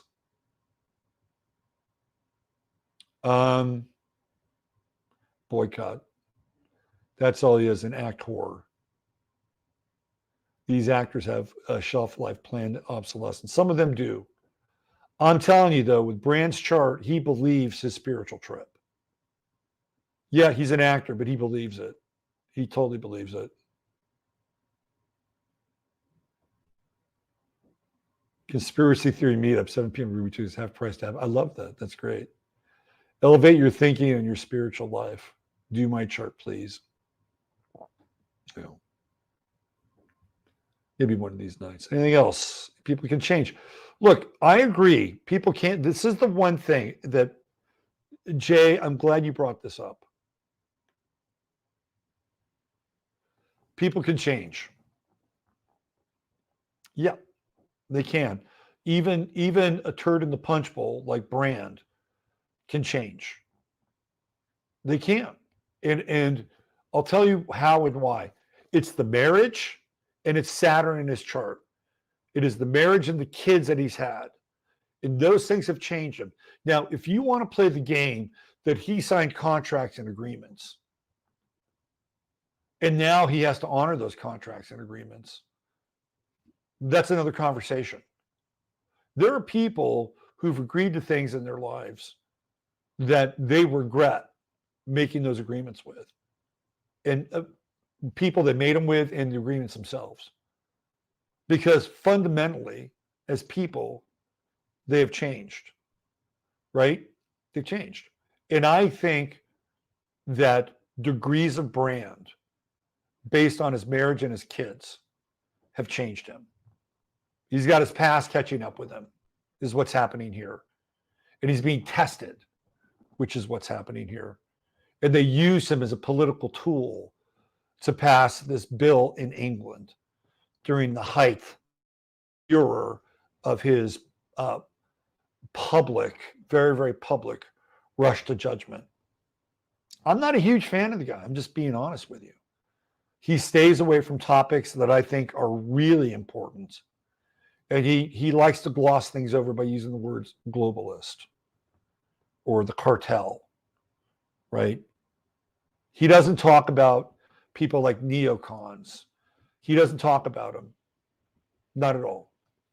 Nope. He doesn't talk about Zionism. He doesn't, when asked about Israel, he gives a can't we all just get along answer, right? So in those areas, he says very little that's controversial. Very, very little. He keeps it globalist or corporatist, right? That's my beef with Brand. But he's trying to bring as many people into the conversation as possible. That's what he would tell you. I guarantee that's what he would tell you. All right. Supposedly he's a Rothschild. I don't know if he's a Rothschild or not. I mean, these people have kids and offspring with people, and like Clinton's a Rockefeller, and everybody in Arkansas knows that. That's the theme and the narrative of the movie The Devil's Advocate. That's exactly what they're telling you. So could a Rothschild have had sex with Russell Brand's mother, and they've watched him from afar? Sure, it happens all the time. He's very funny. He's very, very funny. Tiger cannot change stripes. Well, it's an interesting opinion, right? Because theoretically, if he went to Jesus Christ and asked Jesus Christ to be his Lord and Savior and be born again, be born anew through the body of the Savior, the metaphor would not work. He would be able to change his stripes. He'd be forgiven. He'd be born anew, right? I've seen people change. I've changed.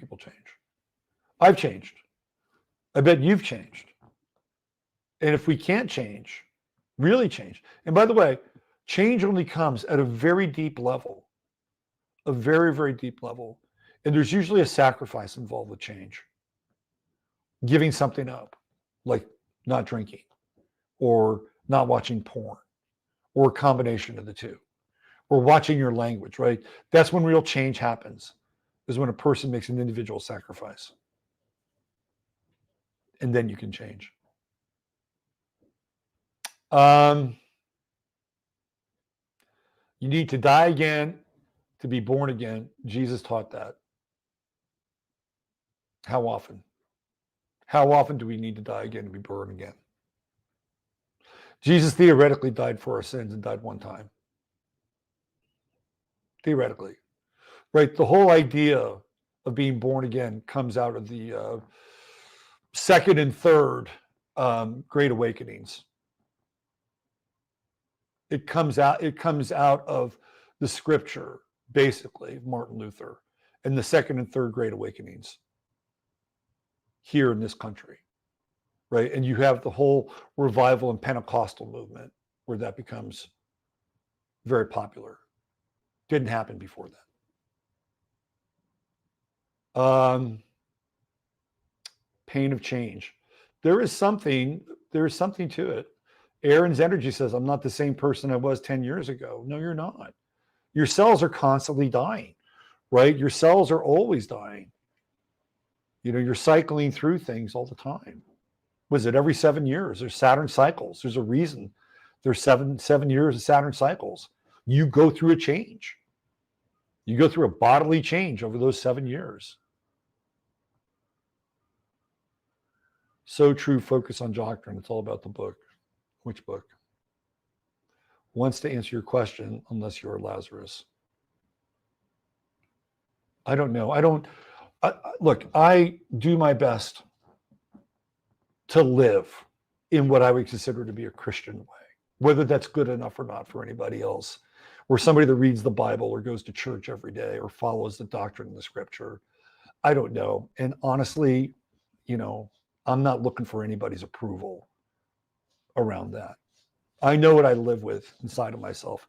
And I know that each and every one of us is being witnessed. And each and every one of us at some point in time will have to atone for what we've done, whether it's here in this lifetime or whether it's when we leave our skin, right? And with that awareness, that's how you need to live your life.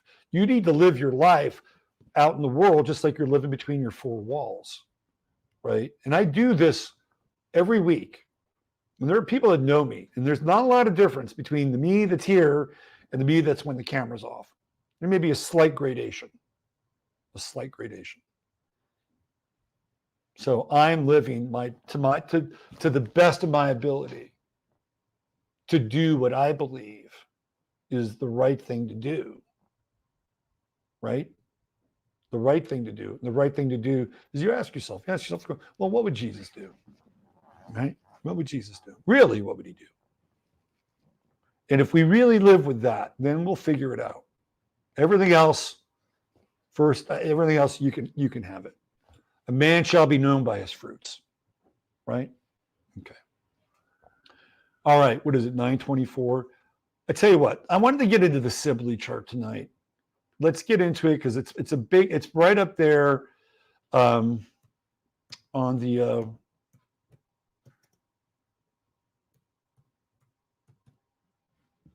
it's right up there in the flag, and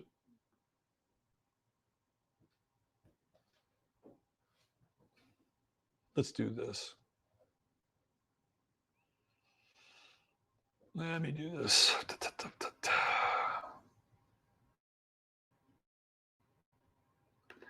I'm kind of going in cold. I want a good source here because we'll look at the chart, which I have. But I want to get into the backstory of Sibley and who he was and why the chart is the most commonly used chart for that of the United States. So give me a second here.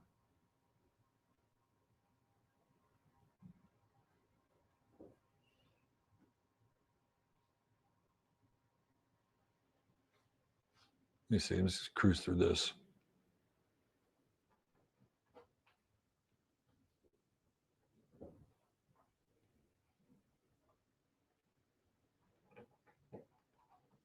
All right, hold on. Here we go.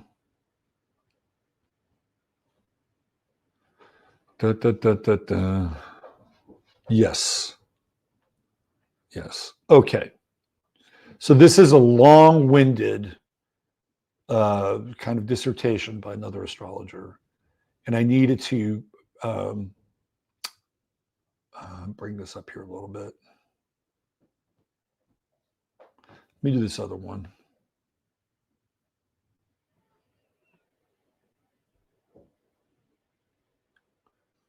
Let's look at Alex Trenowith.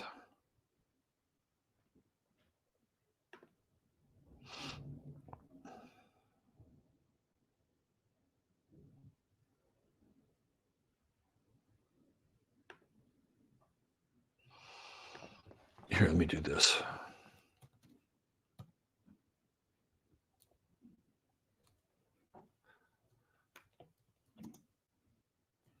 I just want a little backstory on Sibley. Let's see what we get. So we're going to get into this, and hopefully the internet is still working. We've had thunder and lightning here tonight, which has been pretty dramatic. Let me bring the US chart up here. Well, the internet is doing its thing.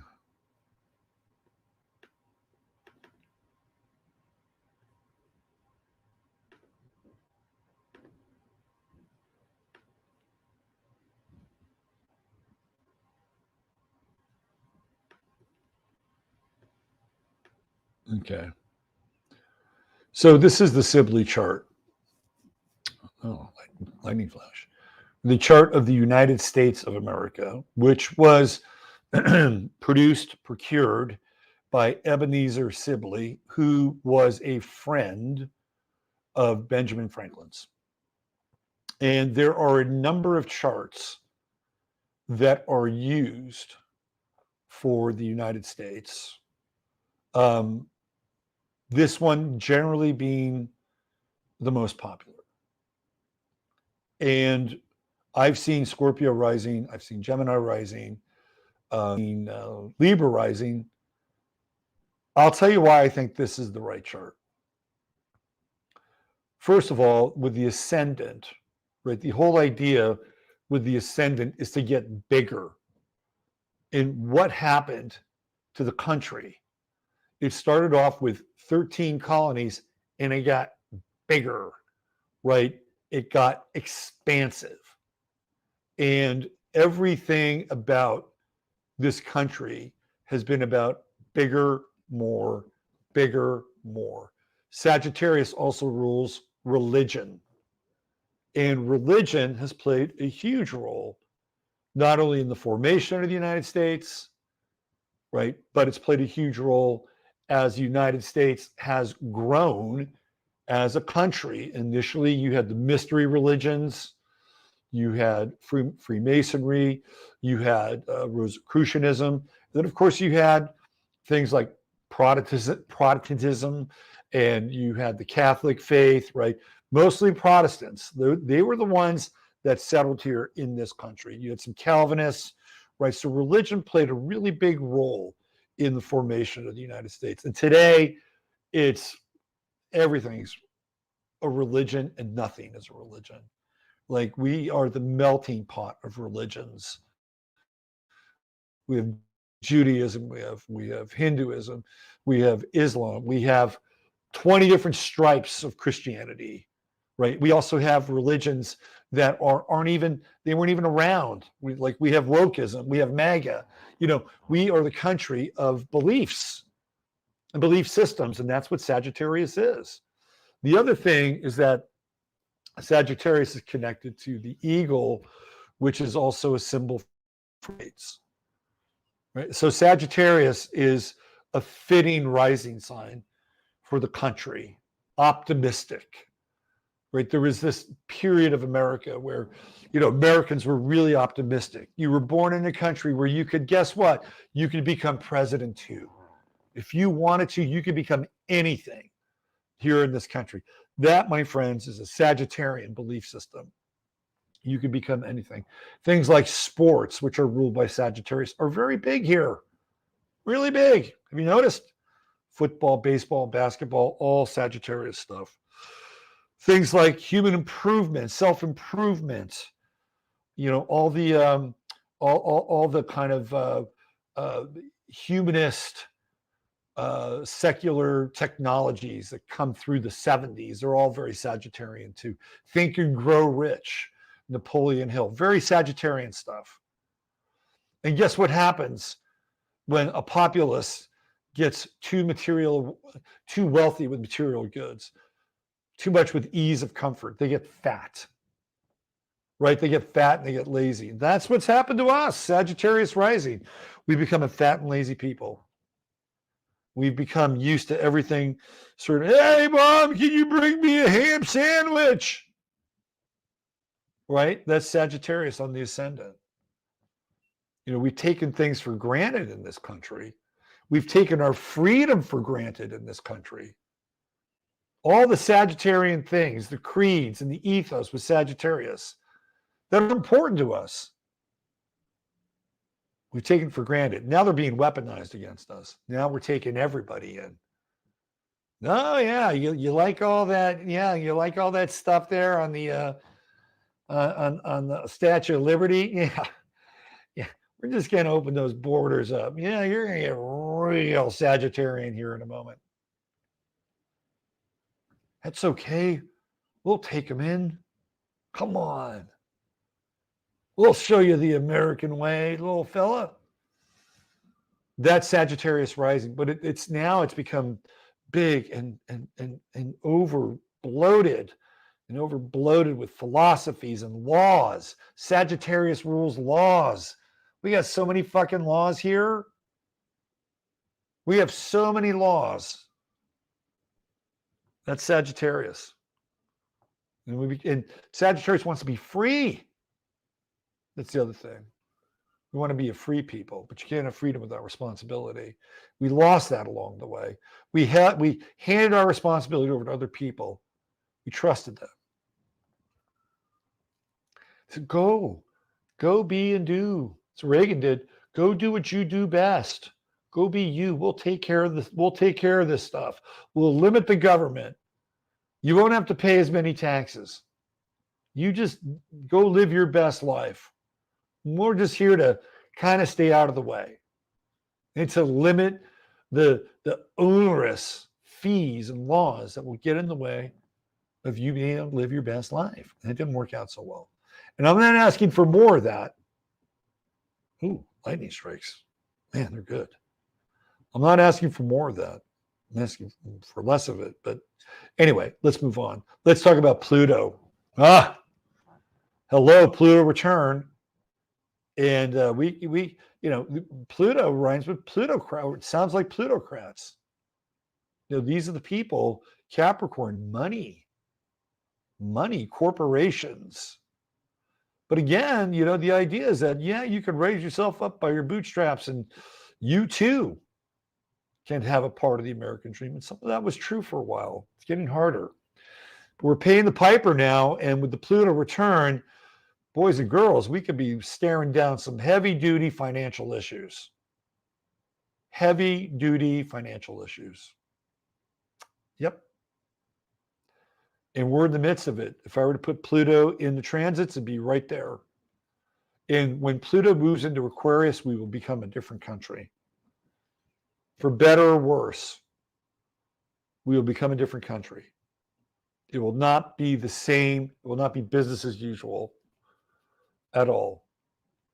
So we're in the last degrees and throes of what we know to be the United States of America, especially the one that's been buoyed up by the financial system that many people have made a shit ton of money off of. By the way, there's nothing wrong with making money. What's really interesting is the moon. Now, apparently, Benjamin Franklin, they wanted to start this thing earlier. And Franklin wanted the moon to be in Aquarius because he believed that the moon in Aquarius has a connection to Atlantis, right? Like the moon is the home and Aquarius is very Atlantean. And all those guys were acolytes of Bacon, not the food, Sir Francis.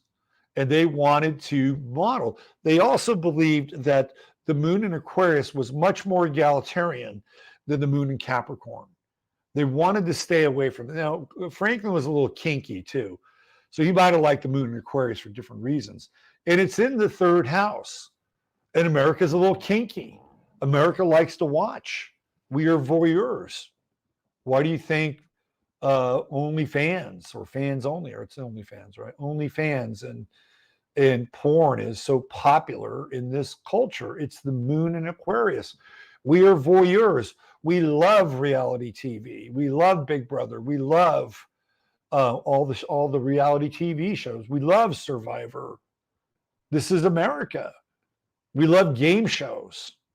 We can see this with Uranus, right? Uranus and Gemini. Even the moon in the third house in Aquarius is very game showy. We love trivia. That's moon in Aquarius in the third house. Pallas is there. Ultimately, we peck away at conspiracy theories with Pallas and Aquarius conjunct the moon, right? So the moon in the third house is a very interesting placement. We're about to go through our Chiron return. The last time Chiron was in Aries was when Bill Gates started Microsoft at this degree, right? Like he went on, like Microsoft and Apple, they all take off right around 20 Aries. To me, this is a very critical degree. And Biden just started this kind of, gun defense safety commission or whatever. They're going to come after the guns. And it's going to happen with the Chiron return. It's going to happen. They're working on this thing. And that's going to be sometime next year. And usually what happens, in order for them to move the needle, there's an event. And for them to go in and redo the Constitution, which is what they're going to have to do.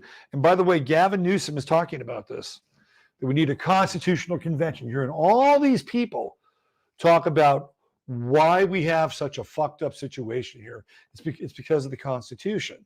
And in order to do that, they're going to have to change those amendments.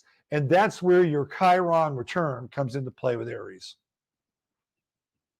And with Chiron and Aries, the country deals with things like violence, police. Sometimes the rule of law with Chiron and Aries, boundaries are overstepped. How have we dealt with our soldiers in this country? Never very good. There was a time when people came home from the war, from World War II, and that was a period where soldiers were celebrated and feted, right? It was like they had a hero's welcome. And those guys came home and they were like, man, we are on top of the fucking world. We beat the Krauts. We beat the Japs. We are on top of the world. And now we've got industry, and now we've got the expansion, the Sagittarian of expansion of America. And we're good. We're good. We're confident. We're going to bring it to the world. We've got the best system ever, right? And those guys believed it. The only war where that happened, the guys that came home from World War I, they got fucked. And they actually protested. They set up an encampment in Washington, D.C. And Woodrow Wilson, Herbert Hoover. Herbert Hoover sent guys like Patton and Bradley. Guys, Patton was a tank commander in World War I, and he had to go after his own fucking men. They had a tent city because they were promised things for fighting in World War I, and they didn't get that promise. So they didn't come home heroes, did they? No. The guys from World War II did. There was a small subsection that didn't. And there are videos of guys from World War II talking to psychologists or psychiatrists, as they were known at the time.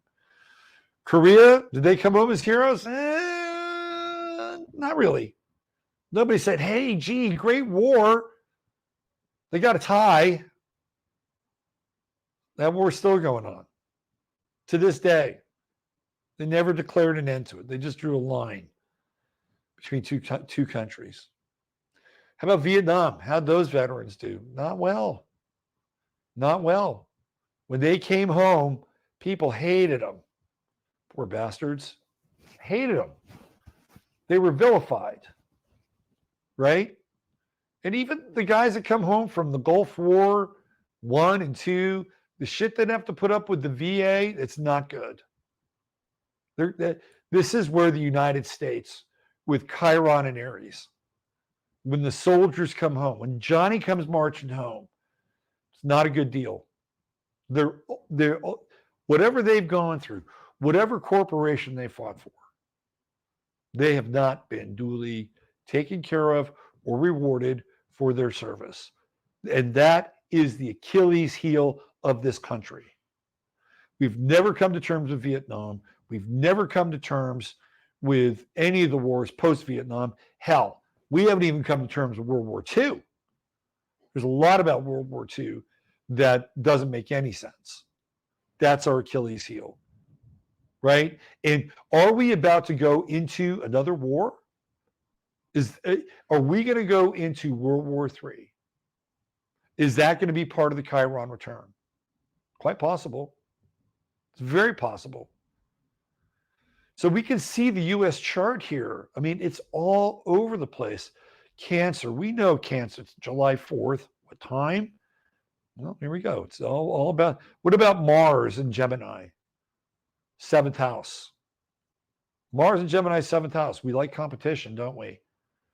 Competition over what? Two parties, left and right, Democrat and Republican. Mars in the 7th house. It's in its fall here. Not good. But we have it. You know, we have rivalries. Princeton, Harvard. Navy, Army. North, South. Hello. 7th house. Relationships. Relationships are war sometimes. They're a battlefield. But we also have Venus there, and we have the sun there, and we have Jupiter there. And then theoretically, hopefully, when you're done sowing your wild oats and getting your kink on, you can settle in and have a family. Right? Uranus, right on the 7th house cusp. Relationships here, from the time the country was started to where we are now, have gone through a very Uranian change, haven't they? What's considered to be a marriage and a partnership now isn't what was started off when the country started. And even then with Uranus, we're looking at the relationship between the United States and England, and we're going through a divorce. That's what's happening. Uranus in the 7th house, we're breaking the contract. This is the contract. And we, if we have to, we'll go to war with you, right? That's Mars in the 7th house. And even the true node in Leo in the 8th house, I think is really telling. Who's really the power behind the throne? Did we ever really divorce ourselves from the crown? Very interesting question.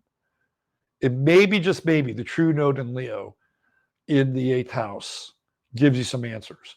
What I have found with the true node Leo in the 8th house is that the majority of the presidents who are elected have very strong Leo aspects in their chart. There's a show called The Leo Code that I did a couple of years ago. And I can just go through them again if you want me to, but Trump is a Leo rising with Mars and Leo on his ascendant.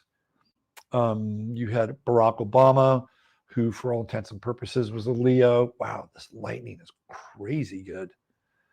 There's Leo, strong Leo in George Bush's chart. He is Cancer Sun with, I believe, Leo, either his first house is Leo, late Cancer on the ascendant, Cancer Sun in the 12th house, mostly first house Leo.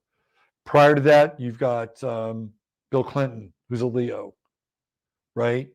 Prior to that, you have George Bush, and I know that there's some Leo in there somewhere, but just those guys alone, right? All the Leo from Clinton all the way up to Trump, who has Leo on his ascendant. Leo plays a role. You want to know who is going to fare well in elections? People have strong Leo in their chart. Vivek Ramaswamy is a Leo, right? What's his name? Ron DeSantis has strong Leo in his chart. We already know that Donald Trump has strong Leo in his chart. Gavin Newsom has strong Leo in his chart. So all these guys are qualified for this true node, right? The power. It's like the power behind the scenes is who picks who rules here in this country. And that's the true node in Leo. Now, I like Saturn in the 10th house. Saturn in the 10th house says you put in the hard work, right? You live a fair and balanced life, and you too can get a slice of the American pie, right? I like Saturn there in Libra. And Juno is sort of this birth of the new idea. I've got a great idea. I've got a great vision. And Saturn says, okay, put the work in. Let's see what happens. And the squares to the sun and the squares to Venus, squares to Mercury, right? Those are things that make you grow. They make you grow. It's not going to come overnight. If you want it, you got to work for it. Those are the squares. You're tested. But with Mars there, Uranus there, promoting innovation and self-determination, there is something to it. Neptune, we are under a fucking just Neptunian crisis right now. Right, with Neptune in the 9th house, people coming here from other countries. They came here for religious reasons. That's Neptune, right? Theoretically, religious persecution, we've had them. We've got them. I remember when Johnson was bringing the Russians over. They weren't just any Russians. They were Jewish Russians, Russian Jews. Like, yeah, you're being persecuted. Come on over. Now, they weren't bringing any Orthodox people over, which is kind of interesting. They were bringing a persecuted group based on their religion, right? That's Neptune in the 9th house. And right now, we have this crisis going on, and we've had it going on for a while. It's the Neptune opposition here, right? And the whole immigrant thing really started when Neptune went into those early degrees of Pisces, 21, 22, started to happen. It was going on Obama's watch. There were plane loads of people being brought into the country, and they had all of these freaking UPS and FedEx vehicles, buses, just waiting there to pick them up at the airport and ship them off. It started during that opposition, and we're still in that opposition.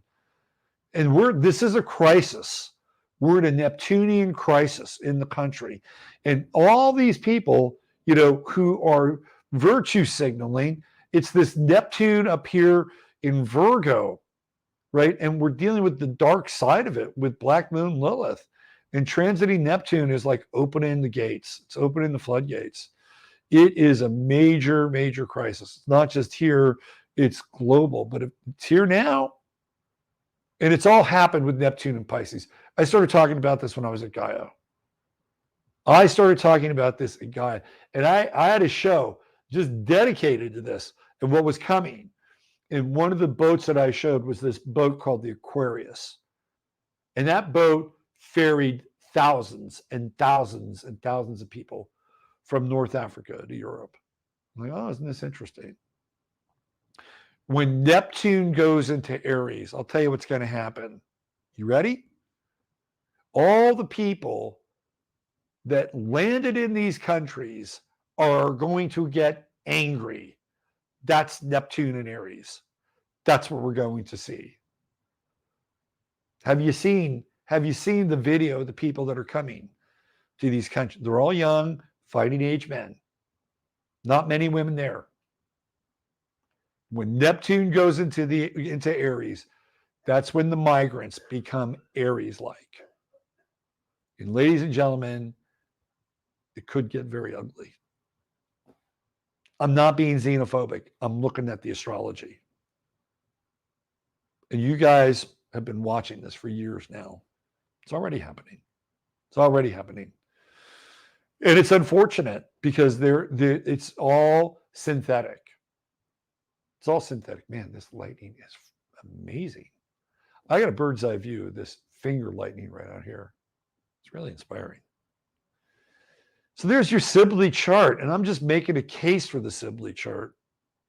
I'm making a case for it. Neptune and Saturn coming to the U.S. 4th house. That 3-year period. You're living here, you better be on your A game. That's all I can say. All right. That's it for tonight. Oh, I wanted to give a shout out here.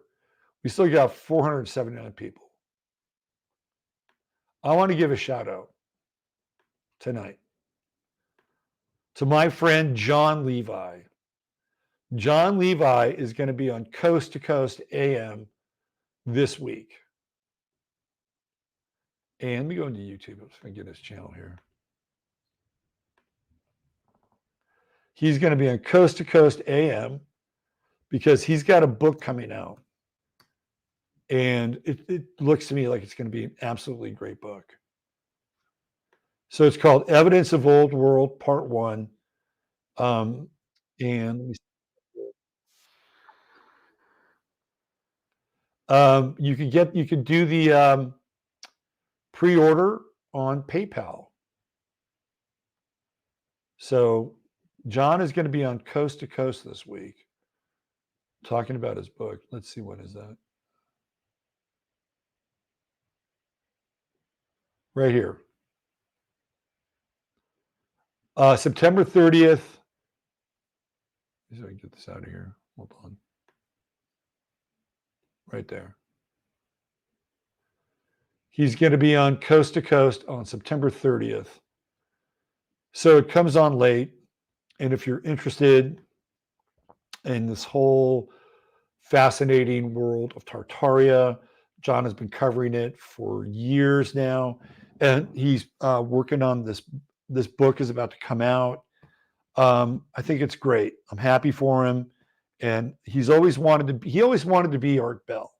We talked about this, right? So now he gets to go on Art Bell's old show. So check him out, support him. The book looks fantastic.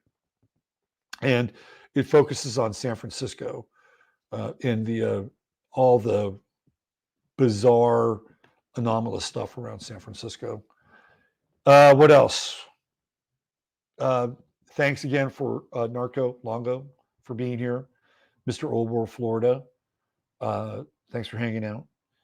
And if you're interested in booking a reading with me, right down there in the notes for the show, I'm going to be taking a break here from readings. So if you do book a reading, know that there's probably a likelihood that I will not get to you until after the event, because I am all in on the event now, which is happening here in the eclipse.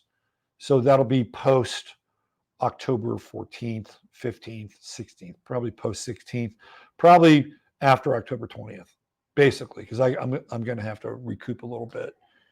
So the curtain's going to come down on readings in about probably by the end of this week, because I just got to go all in on this stuff. It doesn't mean you can't book one. I will get to you. I will definitely get to you. And don't forget True Hemp Science, the sponsor of the show, truehempscience.com, who is the procurer of some of the best CBD that I've ever had. And the night gummies never fail. And if you order $100 or more of their product and type in 15MINS, what you'll get is free goodies with your CBD. Can't beat that. And you'll get some sleep gummies more than likely. Even if you don't buy any, they'll throw a few in there and you'll taste them. You'll say, I wish I'd got some. $150 or more gets you free shipping. 30-day money-back guarantee. That's truehempscience.com. For those of you who are coming to the event, you will get to meet Chris. He'll have his CBD with him. He always makes some really nice little emulsions for us while we're there. Fantastic guy. And truehempscience.com, the only sponsor of the show. All right. Chataria, you're the best. Thank you. Love you. Everybody that's new here, hit like, subscribe. I could use a few more subscriptions. YouTube seems to chip away at them from time to time. So I need to replenish the ones that I do lose. And I'm very grateful for when that happens. And Dr. Joan, big hug, much love to you. And thank you for all your love and support. And there we go. Use your head in order to discern what's real, your heart to set what's possible. I'm Robert Phoenix, and you are you. Bye for now.